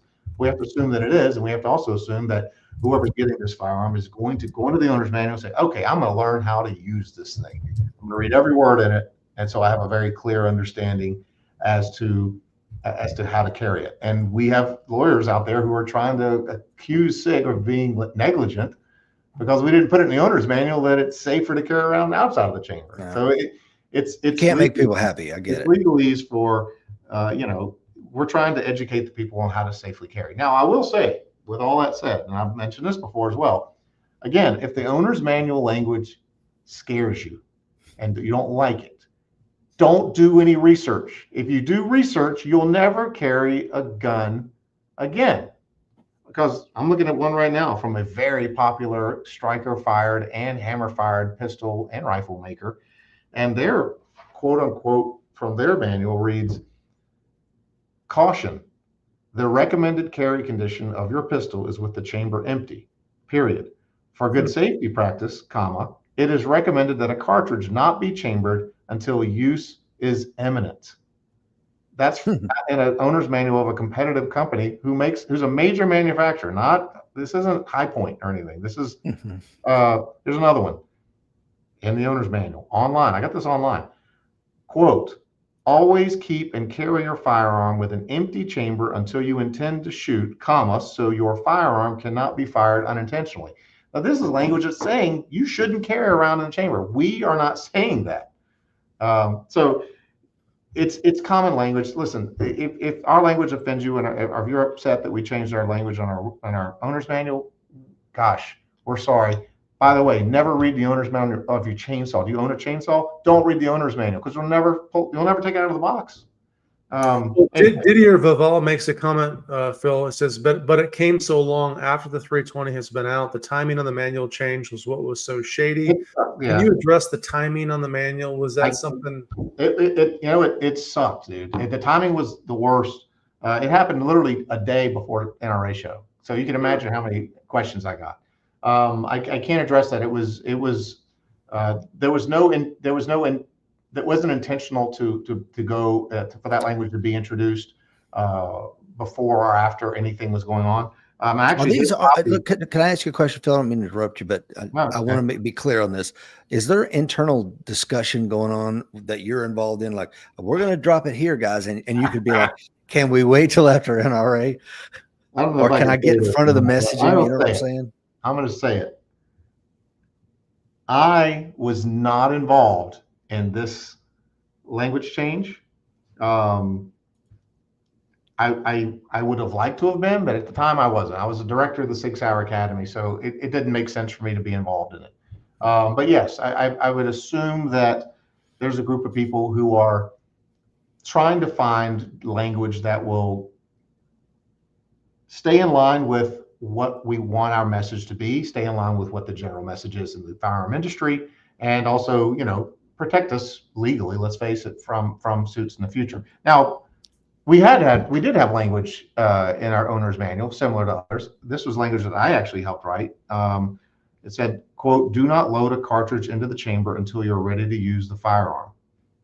That was also in our manual safety language as well. And if your firearm is equipped with a manual safety, keep the safety on until you are ready to use the firearm. So we had language in there that was similar. This was just language that our legal team and a number of other people, I'm sure, thought that was the best representative. Now the timing couldn't have been worse, but yeah, that it wasn't in response to anything. It was just, listen, if Sig Sauer could work that fast, we'd be in pretty good shape. Nothing happens fast here. Imagine Sig Sauer is a big aircraft carrier, and we're trying to. You think we can just slide this thing around and make a U-turn? No, it's a 58-point turn, and it takes months for stuff like that to happen. But the timing was pretty bad. So, okay, so I appreciate all that, Phil. So this is where we're talking about only uncommanded firing. This is where I want to focus everybody's attention: the striker group assembly. Yeah. And so this is what it looks like. This is it, just laying there, and then this is what it looks like fully energized. And we're going to kind of talk through some of the parts. Now, when I first look at this, first of all, it's beautiful. It's like a work of art, and I'm not shilling for Sig. I've already told you. Don't own one. Probably won't ever own one. But I'm looking at that like, what an elegant little design. I like this. You've got the striker safety lock operation, and when and if the trigger is pressed, let me back up. You get this right here. It moves These up. Look like screenshots from our video at p320truth.com, Rich. That's exactly right. Wow. I love it. Because again, I'm not interested in somebody's half-assed opinion, or they're just pissed off at the internet and somebody told them to hate the 320. I'm like, okay, I'll go to the website, and there'll be links in today's show notes. You can go and read it too and get the information. So there it is. And it's a pretty solid little thing, but as you can see, it relies heavily on these two parts right here. These two parts are of critical importance, and that is the striker safety spring and the striker safety lock. But again, as Phil talked about earlier in the show, man, that the sear and that's most importantly, that second sear notch are of equal importance. But is there any way, let me go back to this, that spring, the striker safety spring, is there any way that can be put in upside down or in? No, it's that design won't allow for it to be put upside down. One leg is too long and one leg's too short. But I will say this: if the spring breaks or the spring's not in the gun, the default position, unless you're holding the gun upside down, the default position is in the safety position. I mean, obviously, we don't recommend we don't even recommend officers or any armors work on these parts anymore because we actually have detents now that keep that spring in place to keep it from falling out. So now when someone's striker spring needs to be replaced, or the striker safety is rounded off, or whatever the case may be, we don't send them that part. We'll just send them the striker assembly now. Striker assembly is now its own part, so we'll send it as a unit. That way, it keeps people from getting overzealous with triggers and springs and safety parts and that kind of thing. So we just send it as an assembly. It's funny you say that, because I was like, okay, I'm going to buy those individual parts and play around with it. And that's not how SIG sells it. They sell it as one is that trigger group or striker group assembly. Yeah. Okay. This comes in from Max, and I think we need to address this. Max, thank you for the comments today. Let's get it out here. This is what we're trying to do. Clear the smoke. It says, quote, "Don't do any research," quote, "is a slap in the face of your customers, Phil. The attitude to customers about the current issues is not helping your cause. With cross spear, et cetera, you're making it hard to trust." What do you think about that? Listen, I think this is another example of we wouldn't be the company we were today if we didn't treat our customers well. Me getting, again, punched in the teeth every single day. Yeah, maybe I am coming off a little brash for Max or for your more sensitive viewers. But the reality is Sig Sauer is under attack. The company's under attack, and we're not going to sit here and take it. I mean, it's just there's a level of responsibility that we have to take to tell the truth to people. And the fact that I'm saying don't do your research, it's a tongue-in-cheek joke. So if I offend you, I'm so sorry. I didn't mean to. But the fact is you really need to do the research. Do what Rich and Mike are doing. Do the research. Make a phone call. I mean, I'm a pretty easy guy to reach out to. If you got Google, you can probably find out where I am at and what I'm doing and what my contact information is. And I'm happy to say the truth. If the truth is upsetting and the truth is triggering and the truth is, disrespecting customers, then that's not what I'm intending. But my only thing I care about is getting the truth out there. And if it's upsetting people, then I'm really sorry. It sucks, but I just. Yeah, and I'm going to weigh in to Max's comment and a lot of other things. First of all, I think there are hundreds of thousands, if not millions, of customers out there that are fans, SIG loyal fans that love the guns, that are going, I don't know about the 320 though. I just don't know. And they're like like when you have a bad day at work and you go home to your wife and she is this innocent, pretty little creature, and all of a sudden you snap at her because you had a bad day. You guys are under attack. And I hate to say it, you're probably under attack by a percentage of real people that are somewhat knowledgeable, and by a huge percentage of people that are just love the same chaos and love this keyboard commando theme that has been created by the internet, which allows everybody to be really, really mean and hateful. And I get it, man. You guys are being punched in the face. But I do want to remind you and the SIG leadership that you got to say, I love you to the customers that are still going, I love SIG. I really love SIG. I'm just not sure. And I know you built a website, Phil, and I know you've done a lot of things, including come on this show. But I think your leadership needs to hear that. And they should have been a lot more aggressive. And you should have been on YouTube a long time ago addressing a guy like Max, going, Max, there's nothing wrong with the gun. Now, if you are maybe a newer shooter, maybe it's not the best idea to carry a striker-fired handgun with no manual safety in the appendix position without some really good training from Mike Seeklander or someone else. But I think you got a lot of customers that still love the company. The company just needs to say that and say, hey, we love you and we love our loyal fans, and we're sorry if we're a little irritable, but we've been really, really beat up lately. But can I, before Phil, Mike and I, when we teach our firearms instructor development course, specifically to law enforcement, state, local, federal law enforcement, there's a whole block in there of how to handle these difficult pointed questions. And then when we role play it, we give it to them, like, why do police officers only kill black people? And, you see the leadership kind of start stumbling, but if you know how to deal with that, and there's a way to deal with it and there's a wrong way to deal with it. And I think to Max's point, man, SIG really Yeah. pissed me off and everybody off with that damn message, man. We hurt a lot of feelings, and that's, you know, that's unfortunate. It was, And you can't take it back. The internet's forever, right? yeah, that's forever. And listen, I would challenge anyone who wants to know more about me and my stance on things. Then you know, I'm not a hard person to get in touch with. And I've listened to these customer service calls, and I've gotten the emails from people who, you know, will send the gun back because the trigger didn't feel right. And we don't say, what are you, crazy? The trigger's fine. We'll actually bring the gun back, and we'll test it and evaluate it, and we'll send it back for free. I mean, our customer service is second to none, and I'll stand by that. I've listened to the phone calls, and we know that our products are going out to save people's lives, or to protect people's lives, or in the military to you know, actually perform in the battlefield. We take it seriously, and yeah, to your point, we probably do get a little edgy when people talk about the fact that we don't care and we don't love our customers. You know, our customers are who make our company what we are, and you know, that's the reality of it. But there's also the reality of, look, it's just happening with other gun companies. You know, don't, like I say, I've said it before. Don't do, if you're not going to allow a certain firearm on your range because there's unintentional discharges, I stand by my statement. Don't do your research,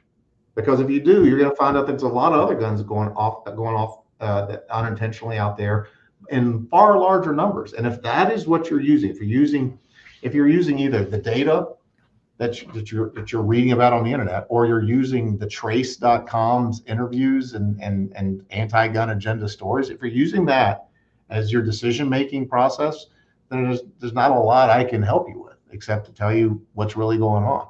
And so, yeah. Well, if there are other gun companies that have this, I'll be the naysayer in the room. Where are the videos, Phil? I mean, there's a lot of videos on who knows where they come from, and how many of them, you know, like if that many Glocks were going off, don't you think that we'd have all those videos? I know I'm getting into non-factual land, which Rich Brown hates as an avid researcher, but still, I mean, that's the smoke, the fire. That's the problem. You're right. I know there was a video out recently, and of course, the problem is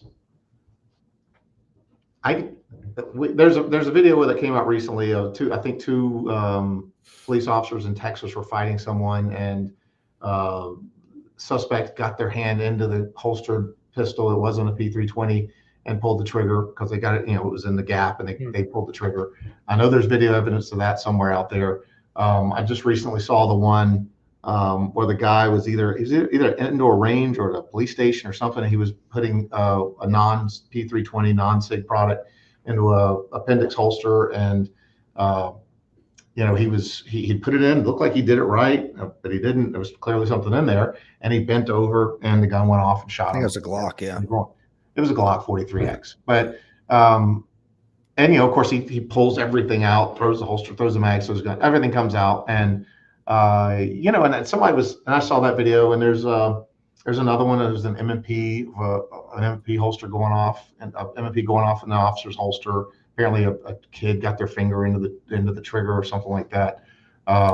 Seen that one. I mean, they're out there, but to Rich's earlier point, you're not going to hear about them. I mean, you're going to have to. You got to literally do your research. You've got to do some work to find what's going on and see the statistics that are actually coming out there. I mean, you know, I found out about the 3-letter agencies, 12 ADs, UDs, NDs per year from an inside source, because I did the research. I was like, man, I wonder if this has got to be happening somewhere else. This agency started carrying Glocks, and they had a lot of ADs and cleaning rooms and shooting each other, and you know, and I'm wondering if it went down. I did my research. I talked to a friend in this agency, and I said, hey, what's the UD rate for you guys? And I know you guys have been carrying not 320s, other striker fired pistols, very popular ones, for a long time. And they told me. And, you know, and I was surprised. I was surprised by that number. But then again, I worked for an agency that we transitioned from 5946s to Glocks, and we had 11 in our first year. So I guess it adds up, right? but you don't hear about them because, Glocks have a reputation. I'm using Glocks as an example. They have a great reputation. I carried one for a long time of only going off when the trigger's pulled. So when a Glock went off in the holster, of course, the officer usually blamed something with the gun. They always did for us when we had ADs. And as it turns out, what do? We actually looked at the firearm, we tested it, we made sure everything was right, made sure all the parts were right, made sure the holster wasn't defective, made sure nothing was in the holster. And it was always came out to, well, the gun only fires when the trigger's pulled. And what people don't seem to understand is from a lot of the agencies out there who are still carrying P320s, if they have an unintentional discharge, they're actually doing their research. They're not to keep putting that frame out there, that statement out there, but they're doing the work to try to find out what happened. They're recreating the incident. I know of one agency that offered paid leave for anyone in their technical crew that could make a P320 shoot without a trigger pull, and none of them could do it, obviously. Yeah, but I mean, I don't. I'm gonna take a stand here on something. Okay. I don't want Sig, and this is what I think you get my hackles up, Sig, when you guys act like there's never been a problem. There has been freaking problems with the 320. We talked about that earlier. You fixed a lot of them. So the way I hear the messaging is like, this is a great gun. There's no problem. There has been freaking problems. Those guns were shipped to Milwaukee without springs in them. That was real. That happened. Okay. There has been issues. So let's be clear about that, right? Listen, I'm not going to sit here and say that there's not a problem with possible problems with manufacturing or parts being left out. I mean, these are things that can be attributed to anything. But what I will tell you is inherently that what I will say is the P320 can only fire when the trigger's pulled.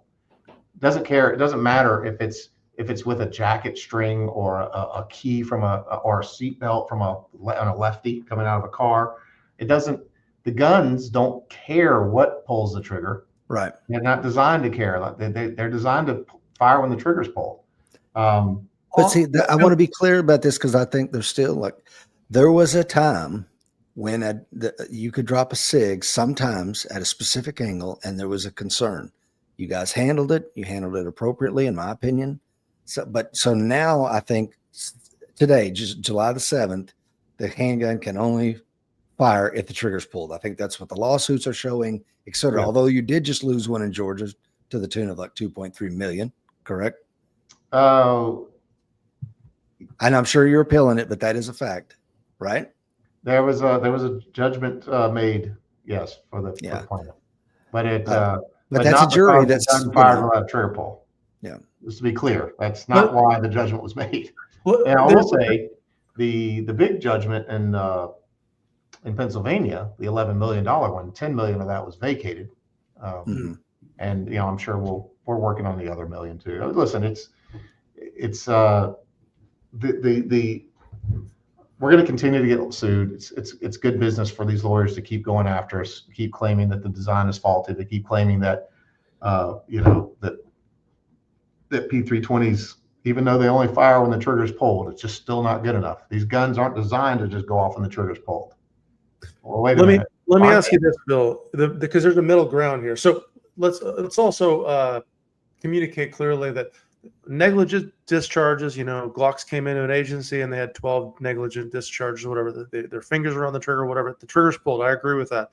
Same thing with any striker fired pistol. In your opinion, does the trigger design, or has the trigger design, and I know Rich had something to add toward the end, make the trigger easier to pull in an untouched, uncommanded discharge in the holster? Because that seems to be where the videos are coming from. And I'll give you an example. If a key gets inside of a holster and hits the side of a Glock trigger, maybe it misses the trigger dejangle and doesn't actually pull the trigger, but maybe it does pull the trigger on a Sig 320. Could you address that? Because I think there's a middle ground that we're missing. Also, uncommanded discharges is not dropping the gun. I'm talking about a gun in a holster that is discharging untouched and uncommanded in theory by something by the human, at least, their hand or their finger. I'm not saying the light or the holster or the key is not doing it, but can you address that middle ground area? Well, look, if you're asking me if I were to put my fingers on the outside edges of a Glock trigger and pull it to the rear, and if I were to do the same thing with a Sig trigger and pull it to the rear, yeah, the P320 trigger will shoot by grabbing the trigger and pulling to the rear by the edges. Now I can't sit here and tell you that the situation in California or the situation in Montville PD or several other situations where clearly things got hung up, either keys or bags or straps or whatever the case may be. I can't sit here and tell you that that would or would not have happened with a Glock, because again, I can tell you this, I can recreate every single one of those with both a Glock and a Sig Sauer. One's not more difficult than the other. It's not like I'm doing it 100 times with the Sig and I get 100 activations and I do it 100 with the Glock and get 50. It doesn't work out that way. It's still getting, I can still get the same result. Now the argument of is it easier?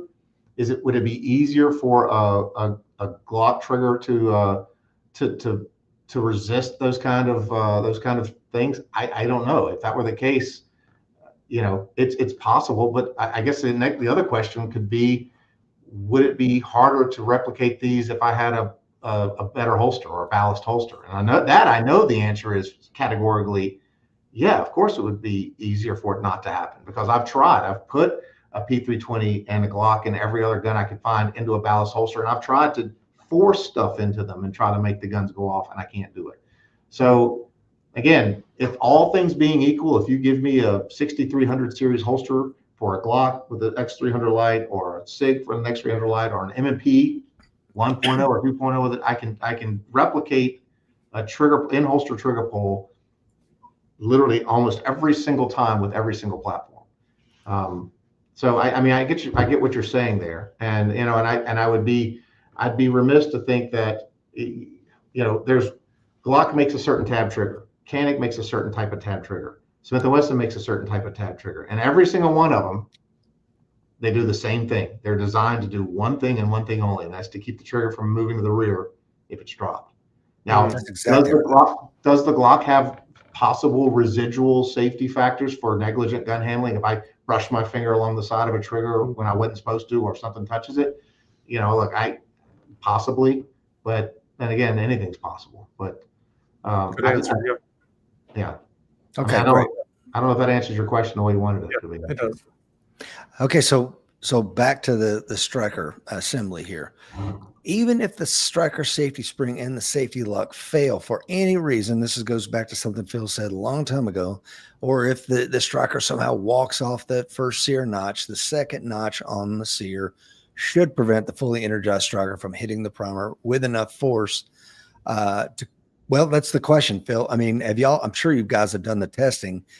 Let me think how I'm going to phrase that. No, you're going down the right path. So, well, talk to me about it. Explain it and then kind of maybe answer the question. So if you're asking would there be enough energy for it to slip off the second notch and fire the gun? I don't know. I don't know if we've ever even been successful making that happen or not. You'd have to remove the striker safety lever. You'd have to also remove the striker safety lever arm, I think, or at least break the tip of the arm off to really give that a full test. But I know that in some of our when we first started developing this, in some of our really high drops, crazy high drops, like past 6 feet, we were able to replicate the sear being caught by that second notch, but we've never been able to replicate it going past both notches at once. I tell you, that design, and that's why I'll go to this right here. I'm no armor gun expert, never been to a single armor class, don't know shit about it. I'm just the end user, right? The internal safeties, to me, when I started really digging into this, I'm like, they look pretty freaking good. I had a buddy of mine who's a mechanical engineer, had him look at it too. But then I have another friend that says, Rich, you're looking at it wrong. And I'm like, what are you talking about? And this is him. He is with a department. He carries the 320. That's him right there. And he said, if you think about the Safariland cant, the default cant that comes, and I think Safariland says it's 10 to 15 degrees. So it is putting that design in an awkward position, because we've been looking at it thus far horizontal. But now let's think about, because this whole show is talking about, I see SIG fixing all the problems. We're talking about uncommanded discharges. Okay. So now let's rotate that striker assembly. And my buddy, I'll give him credit. This is Andrew Keith. Mike knows him. SWAT guy, former Marine, really good dude. He had the Gunjitsu podcast. Anyway, he's like, when we look at it in this orientation, is there any way, again, if that spring has some issue, because I said those two issues, that safety lever and that spring, are doing a hell of an important job. But then I go and I've circled it here on the image, but then we've got that second sear notch.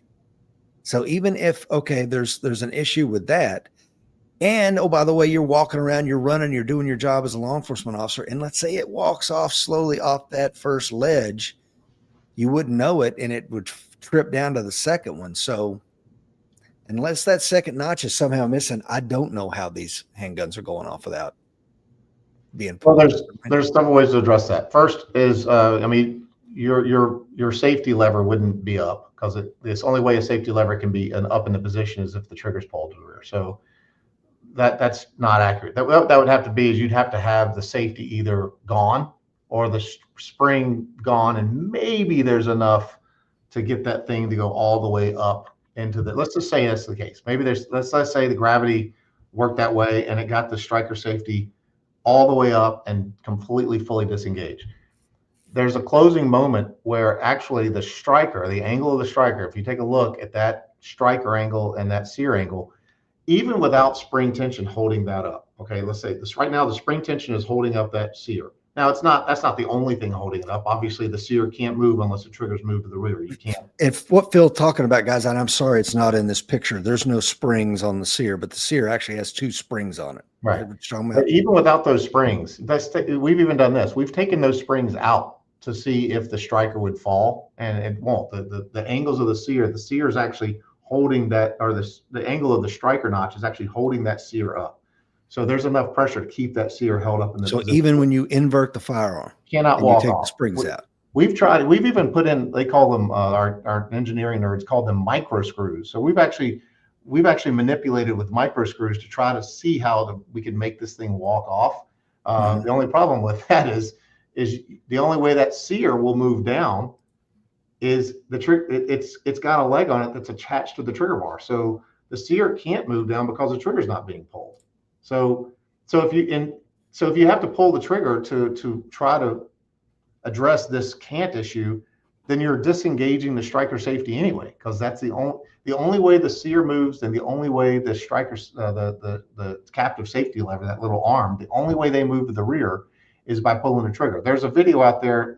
It was bashing the 320, where these guys were putting punches into their sears, and they were jamming these punches down and saying, "Oh, there it is. The gun shoots without a trigger pull." Yes. Well, when you really pay attention to the video, they actually are pulling the trigger, but the trigger's attached to the trigger bar. The trigger bar is attached, and actually it's in conjunction with the captive safety lever, and the trigger bar is also in conjunction with the sear. If I'm forcing that sear down, and you got to do it super fast too, to disengage all the other safeties. But if I'm pushing that sear down, what I'm doing is I'm pushing forward that trigger bar, which is in turn pulling the trigger to the rear. So you're just pulling the trigger back using a different part of the gun. It's like starting your car from under the hood instead of in the driver's seat with the key. So I can do the same thing with that safety lever. I can actually take a punch and I can force that striker lever up with enough force, and it'll actually move the trigger to the rear as well. So all these parts are interconnected. So regardless of how you figure out how to punch things and manipulate the firearm, what you're doing is you're moving the trigger bar, which is attached to the trigger. Now, we can't replicate this in any scenario or any drop scenario. We've actually put these guns, Max's comment actually reminded me of jostling and bumping. We actually had a third party, and this was actually referenced in the military arms video. They just didn't spend enough time on it, in my opinion. But there's actually these trays and these contraptions. They put these on these huge vibration tables, and they modulated the frequency, the joule force, and all these different things. And they put every trigger we've ever made, pre-upgrade flat, which I don't even know if we ever made any of those, but we found a couple, post-upgrade curve, post-upgrade flat, and post upgrade skeletonized. Every trigger we've ever made for the 320, every configuration of the fire control unit, and they stuck them in these modulating tables for hours upon hours. They were laid up like this. They were put upside down. They were put on their sides, on both sides, and it was a loose packaging test that the military had to do, and a vibration and impact test.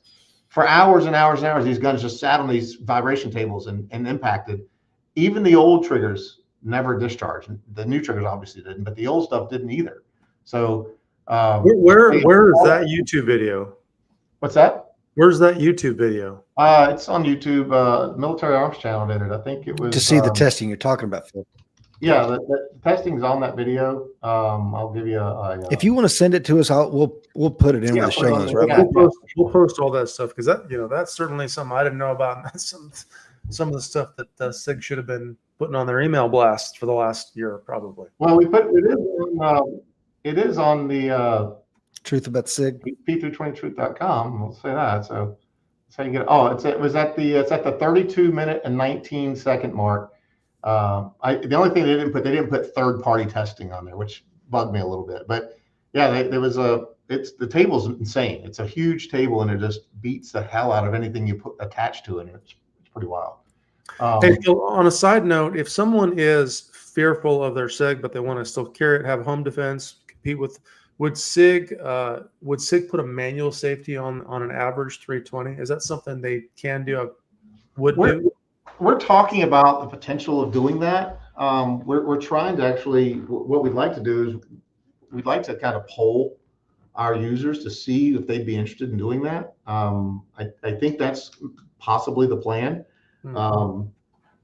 because we want to make our customers happy, and if our customers believe that a manual safety can give them the peace of mind to know that they're not going to inadvertently pull the trigger, then great. Do we offer that service currently? No. But we also don't want to offer that service if we don't think anyone's going to take advantage of it. So is it possible? I think if it's not possible today, it could be tomorrow. And if that's a direction that our customers want us to go, our customer service reps, they take hundreds of calls a day. I'm sure that they will let us know if people reach out to them. Obviously right now people are just reaching out with a lot of concerns about 320, and our guys are just saying, hey man, just go to p320truth.com, take a look at the website, let us know if you have any other questions, and then if it doesn't get addressed there and we can't address it, we'll give you to Phil Strader and he'll take care of it. Yeah. So let me ask you this. So, and this is what I would love to see a test on. You take and I think it's a very, very wise move that Sig sells the Striker Group Assembly as a one-piece unit. You don't get to mix and match. It is what it is. And you all have changed it a little bit. I mean, I had a slide on it, but I took it out because there has been I think the Striker safety lock is much more robust and a little bit different than what it was on some of the earlier models. Would that be true? Well, the Striker safety lever was, I think, originally a MIM part. And we actually did experience some broken in the field. Now, most of them were done by Max Michel, he puts a lot of rounds on his guns. Yeah. So, but when we discovered that, we switched to a stamp part for that. Correct. And that's what the pictures, I think all the pictures I'm using today are of the stamped part. But anyway, where I'm going with this, Phil, is going back to that picture. If for whatever reason, I'm not saying the spring broke, let's say the spring is just missing, the Striker safety spring. And I did take the holster and do something bananas, like, smack it like this.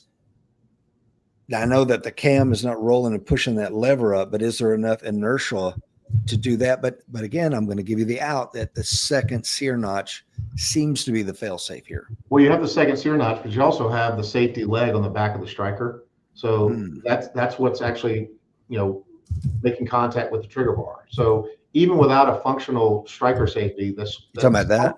Yeah, that sear there, that leg on the bottom of the sear, in the back, that leg still can't move down. I mean, it could conceivably walk off that with a hard enough hit, but it's going to get caught by the second, is what I'm saying. Yeah, the second sear notch will take care of that if it fell off A, the engagement surface with the striker, and B, somehow had enough force to push the trigger bar forward to move the trigger to the rear. But again, that would have to be one hell of a hit. Exactly. Yeah. Again, because we're only talking about uncommanded firings. I'm not talking about, or whatever we're calling that. Yeah, and really, what we're talking about is, I mean, as far as uncommanded firings, I'm assuming you mean the gun going off without a trigger pull. allegedly going off without a trigger pull inside the holster. That's what I'm talking about. There's not to go too far down the road and offend people and go back to my original statement. It's mechanically not possible. As I mentioned, we have more engineers at our company than every other gun company and competitive gun company combined. We have teams of engineers who have tried to make this gun shoot without a trigger pull. What people don't seem to understand is we're not doing it to cover up. We're doing it to truly try to find a problem so we can improve it. The same exact way we did with all the research and R&D and the effort we put into making the guns more durable at even higher heights, that drop requirements that would destroy any other gun, by the way. We're trying to find a problem. We want to find a problem. And, that's when someone tells me, hey, man, I think I know what the problem is. I call them, especially if they're trusted. I mean, I called Robert. It's like, man, that's great. Let me know. Please let me know. So let me get my engineer on the phone. We want to find a problem. We're trying. We're doing everything we can. And, and stuff getting into these holsters or people negligently handling the firearm. And, it's just. But here again, I mean, I don't want to go in a circular conversation here, but the 320 has had problems. They have been identified. You guys have corrected them. So again, whether it's the MEM part replaced by a stamp part or you fix the issue with the drop, I mean, there has been issues. And when they come to your attention, your engineers go to work and you fix them or replace them, etc. That goes for any platform, though. So of course, it goes for any car, anything, microwaves. I mean, any SIG platform. We've had issues with other platforms before. P365 we were taking it in the teeth of that one. We had striker issues, and we had the trigger return spring that was out of spec. One tiny little piece of the spring was slightly too short, and it was slipping off of one of the parts, and it would cause a dead trigger.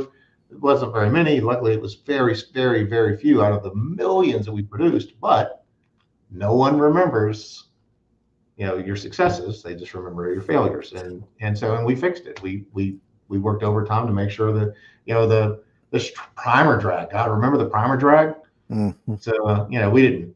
I mean, we fixed it, but we fixed it like every other gun company does. We just changed the shape of the striker to mask the same primer drag that happens with every other micro compact pistol. Yeah, I look at the design and it looks elegant and functional, and thank God for the second sear notch. I mean, I don't own the 320, but when I look at the internals, I'm like, a lot of care went into this. I had my concern, and even if all the what ifs I could come up with, I still think the second sear notch is the fail safe. And going back to Glock, I love the Glock. However, the Glock was getting its ass sued off back in the 80s. I mean, they were getting their ass handed to them. And finally, they won one landmark court case in East Tennessee, and all the smoke started going away. And the reason why I didn't show any videos on here is because every time I look at one of these videos that's the smoking gun against the P320, I kind of look at, well, she's carrying this big ass backpack and she's got a bunch of shit and she's moving around, and could something get in there?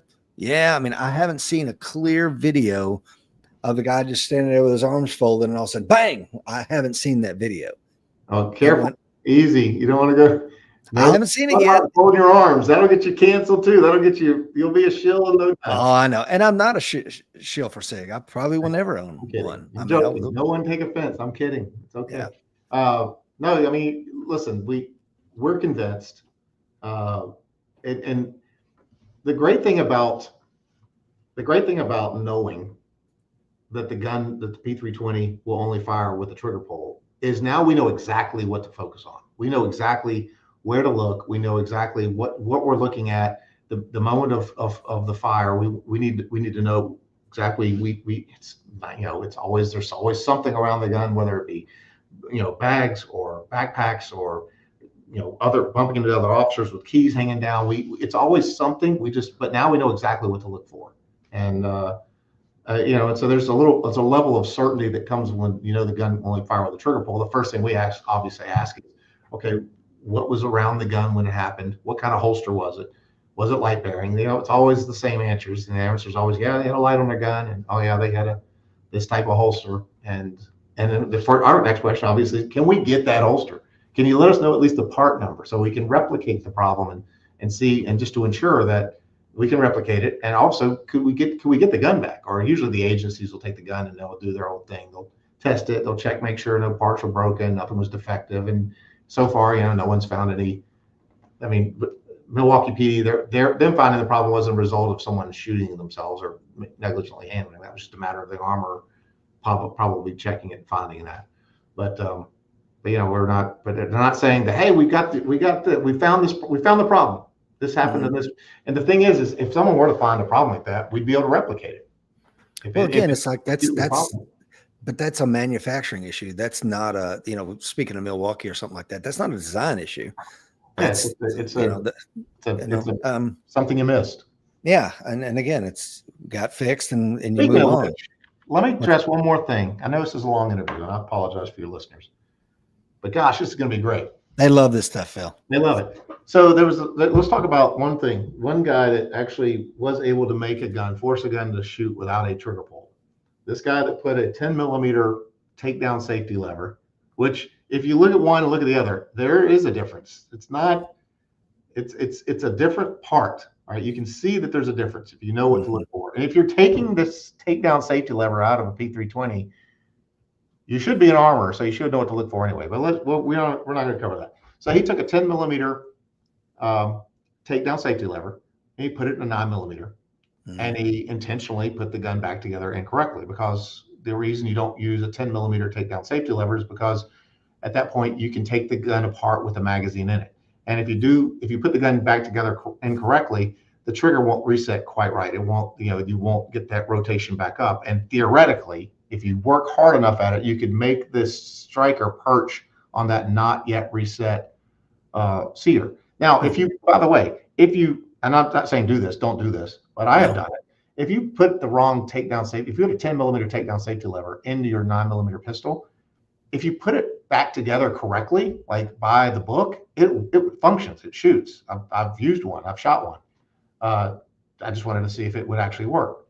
And it did. The only downside, obviously, is you could take the gun apart with a round or the magazine in the gun, and which is unsafe. With all that said, this person was able to do this, and eventually, you know, they figured out a way to make it, you know, the striker release, but obviously the gun wouldn't shoot. They were using a primed case start, I think, because the striker safety lever was in the way. So what they took it out. They just removed the whole thing, string, safety lever, and everything. And eventually, I guess, I don't know how many times it took them to do it. They made this work. They made it happen. And then the podcasters started popping up talking about they had people on the inside saying that the 10 millimeter and the 9 millimeter parts were just thrown in a bucket and thrown on the production line. Yeah. That is categorically untrue, one. And two, what most people don't know, and this is, you guys are getting a sneak peek to the YouTube video I'm getting ready to do. What most people don't know is when a 320 or a 365 or any pistol we make is done on the assembly line with 95% parts made in the USA, assembled in the USA, by the way, rich. But when they're in the production line and they're going through their function test, right? Well, it's a multiple series test that we do. We don't do it by hand anymore, but we used to. And one of those tests were put an empty magazine in, move the slide to the rear, check for slide lock, and then attempt to rotate the takedown safety lever, 365 and 320. If the takedown lever gets stopped, then you know it's right. If it rotates all the way down, you know there's a problem. You've got the wrong takedown safety lever in there. It's never happened, but we still do the check anyway. Now we have a machine. It's called an auto gauge. It's incredible. It's a mechanical marvel. We put guns into this machine. We push a button and it does all the function tests, and it does it in seconds instead of minutes. And we've got guns that we've intentionally put together wrong and screwed up. And we try to fool this machine every so often, and it never works. The machine is infallible; it can't mess up. So we do that. We do an auto gauge on all our guns. There's a couple 320s that don't go through the auto gauge because they got a compensator and they don't fit. So big deal. We do it by hand. Then they go to the test fire range and they get shot and sighted in, depending on which gun it is and what contract it's for. And then after the shooting is done, they come back out for post-range inspection, where the guns are again, magazines inserted, tested for lockback, and the takedown safety lever is rotated to make sure it won't work. And if it doesn't, you're good. You're good. And then they take it apart and they check for all the parts, the safety, make sure the striker safety's in, make sure everything's right. Now, this is Sig Sauer listening to its customers. I want to give you this example because this is something that I put into motion, because I was getting a little sick of people saying that we don't listen to our customers and we don't care about our customers. That second check, the second check for the takedown safety lever, it was done before the range, but I went to the quality folks and I said, listen, what would be the harm of us doing this check one more time? What would it impact? And they said it would impact us by like a second and a half. It takes like to go that and that, nothing. Because they're locking the slide back anyway. That's just one step of rotating the takedown safety lever. So now, because our customers were concerned, because there was this false narrative and all this smoke that had no fire of us mixing the takedown safety levers, which never happened and never has happened and probably never will happen. Now we have a double redundancy check before the range for function test after the guns are put together, and after the range, after post-range inspection. So we saw, there was no potential, but we wanted to make our customers happy. What do? We added a 1.5, 2 second step to our post-range process to satisfy our customers. So, is it necessary? No, because we check it before the gun goes on the range anyway. But that's just something else to address. These people on the internet just, and this guy even said he was just mad because of that statement. I was mad at that statement. I was going to prove them wrong because that statement upset me. That's great, but man, you can't to go on a podcast and say that we're doing this and this is what's causing these uncommanded discharges. It's not right. And see, that's one of the things I kind of like gave a SIG an out for when I'm looking. I'm like, you've got 3+ million units out there, that you've got hundreds and hundreds of armorers out there that are managing a fleet or a suite of these handguns. I don't know to what level of training they had. I don't know if it's Bubba has got it and he could put some crap together like the 10 millimeter and not the this and that. But I'll keep going back to, you would have to really, really, really screw up. And still, I think that maybe that second sear notch is going to stop all the stupidity. Well, I don't know. Yeah. I think that's part of it, but keep this in mind. I don't know the numbers, but I can tell you that when we do our rough handling, I keep going back to rough handling, and we talk about the second sear notch. When we do our rough handling for the P320, I don't know if we've ever. It's possible we have, but we've never had a gun slip off the first striker sear notch. So I'm not. Is it possible it's happened? I don't know, maybe, but. If that happens, if the striker's it flips off or it falls off on a drop, then obviously we put a pause on everything, review the high speed camera footage, because every drop is recorded, and we would probably take a look. But you're right, the second sear notch is a nice safety part to have, but I can't think of, I don't know of any time it's ever been tested and it's like, oh gosh, thank God the second safety notch was there, because it doesn't fall off the first one for it to be a problem. And if it doesn't fall off the first one, then even without a striker safety, the gun won't fire because the striker hasn't been released. So there's a lot of fail safes that people don't understand and don't know. And this is part of these videos, is to try to educate folks and let them know there's a lot of fail safes. Well, I like this comment here, Phil, and we kind of, I guess, wrap it up with this one. It says, if the P320 is being unfairly maligned, this is absolutely the 2009 Toyota accelerator pedal stuck scandal all over again. He said, people swore the pedals were getting stuck and it was human error and the spread of hysteria. Format. It was a format. Yeah. Remember? Well, when they disproved that, though, they showed that the the acceleration of the engine would never overcome the braking of any Exactly. vehicle out there. So Yeah. if you actually were hitting the brake, you could stop any car with a stuck accelerator. So very interesting comment, that's for sure. Yeah. And we actually we kind of stay away from the auto industry from a legal standpoint because there's a national highway traffic and safety association for a reason. But yeah, you're right. You're right.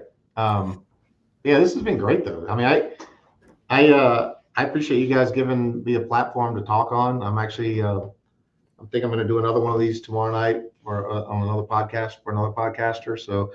Like I said, I've been busy. I've been traveling. I went to Oklahoma where I saw Mike and some other folks and Cleet and we've been kind of going on this truth tour, I guess you could say. And of course, we just had Next and Summerfest, so I've been kind of pretty busy. But now that I'm actually kind of getting locked in this week, we're gonna start putting some content out there. Mike, to your point, I agree. There's a lot of things I want to do. Obviously, we're a big company, and there's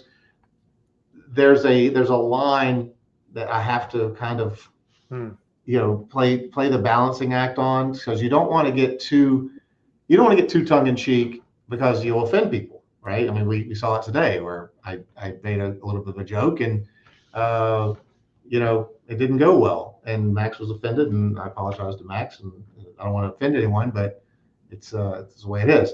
But there's also where you don't want to sound like you're just a shill talking, about, the 320 is the safest, most tested gun. Yeah, I know that. We keep saying that. How about you show us how you're testing these parts? Show us what that machine do. What does that machine do? So I really want to be able to show just kind of what we do here. And I don't want to, me saying that the 320 is the most tested firearm in our platform. That goes without saying. It's doing that out of defense. It's trying to. Well, the problem is, right now you're playing catch up. You know what I mean? It's like, but you'll get ahead of it, and then hopefully you guys can stay in front of it from here on out. 777 ATM says, thanks for having Sig to talk for themselves and not speculate like other YouTubers. Well, I appreciate that, sir. Mike, any further questions for Phil? I think I've done all the damage I can do. No, man, I think we've covered it. This was an attempt at being honest and open and getting you on the show, preluded by our dinner conversation and the previous conversation where I was legitimately asking, dude, what's up with this gun? Am I good with it? Should I change some things out? Should I? And based on your response and Max's response, I probably would have said, I think I'm going to switch to Glock 47 quietly and done whatever. So this is all about being honest. That's not the first call I got like that either. I mean, I got other calls from concerned people who trusted me and knew, hey, Phil, you work for Sig and I trust you. We got a long history together. What's going on? And I told them. And same exact conversation I had with you. Same exact conversation I had with Marshall. Same exact conversation I had with the USPSA board of directors. When they had an area director go on a podcast that was beating up on Sig and making false accusations, and I don't want to sit here and say that they were a part of it, but it became a concern, and it took one spark to light a fire of, does USPSA get a ban at 320? So I reached out to the board, and and I educated them about what's really going on, and I've had the same conversation, maybe not 2 hours, about almost an hour, over an hour, with the board to explain to them what's really going on. So they would be armed by facts, armed themselves with the truth, armed themselves with what's really going on. So if they feel like they have to represent USPSA on a podcast, which I don't think they should be doing anyway, but if they do, at least they're armed with knowledge from someone they maybe trust, because I still know a few of the board members, and they know my background and my reputation. So, that's I'm just trying to do. I'm just trying to spread the truth and let people know what's really going on. And I'm going to get beat up on it on the internet. I get that. That's why you never read the comments, folks. Never read the comments. But glad you guys had me on. Mike? Yeah, and we'll close with this, folks. I mean, Rich and I certainly cannot say we're not there with Phil that there's nothing wrong with the 320. There's been nothing wrong with mine, but I can say this, that I honestly believe that the company, even though they have certainly made some, in my opinion, some communication and some actionable mistakes on how they handled certain things, is avidly looking for an issue if there ever becomes an issue. And number two, if there is an issue, they will fix it. We've brought that up multiple times. Rich was really good at that, saying there has been a problem here and there. And this is exactly how SIG dealt with it. So those on the internet that are naysaying that, the history is out there.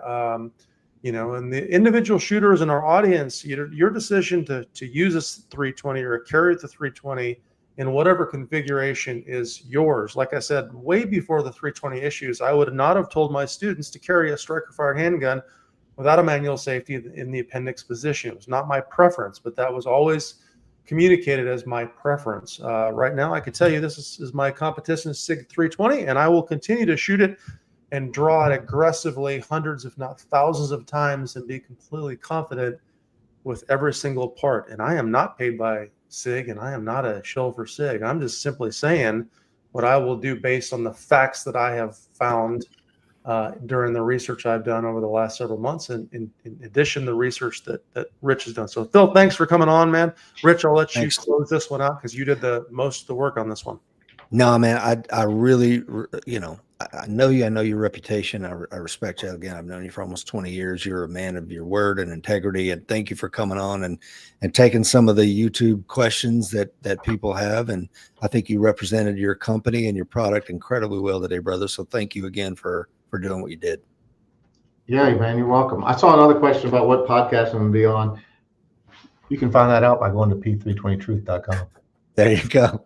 Thanks, Phil. Mike, I'm going to give you one of these next time I see you. Yeah, I hear you, folks. Hey, folks, thanks for listening. Thanks for watching wherever you are. Don't forget, our goal is to bring information to you as much and as detailed as we possibly can to arm you to do whatever you decide to do, because the fight is coming. Be ready.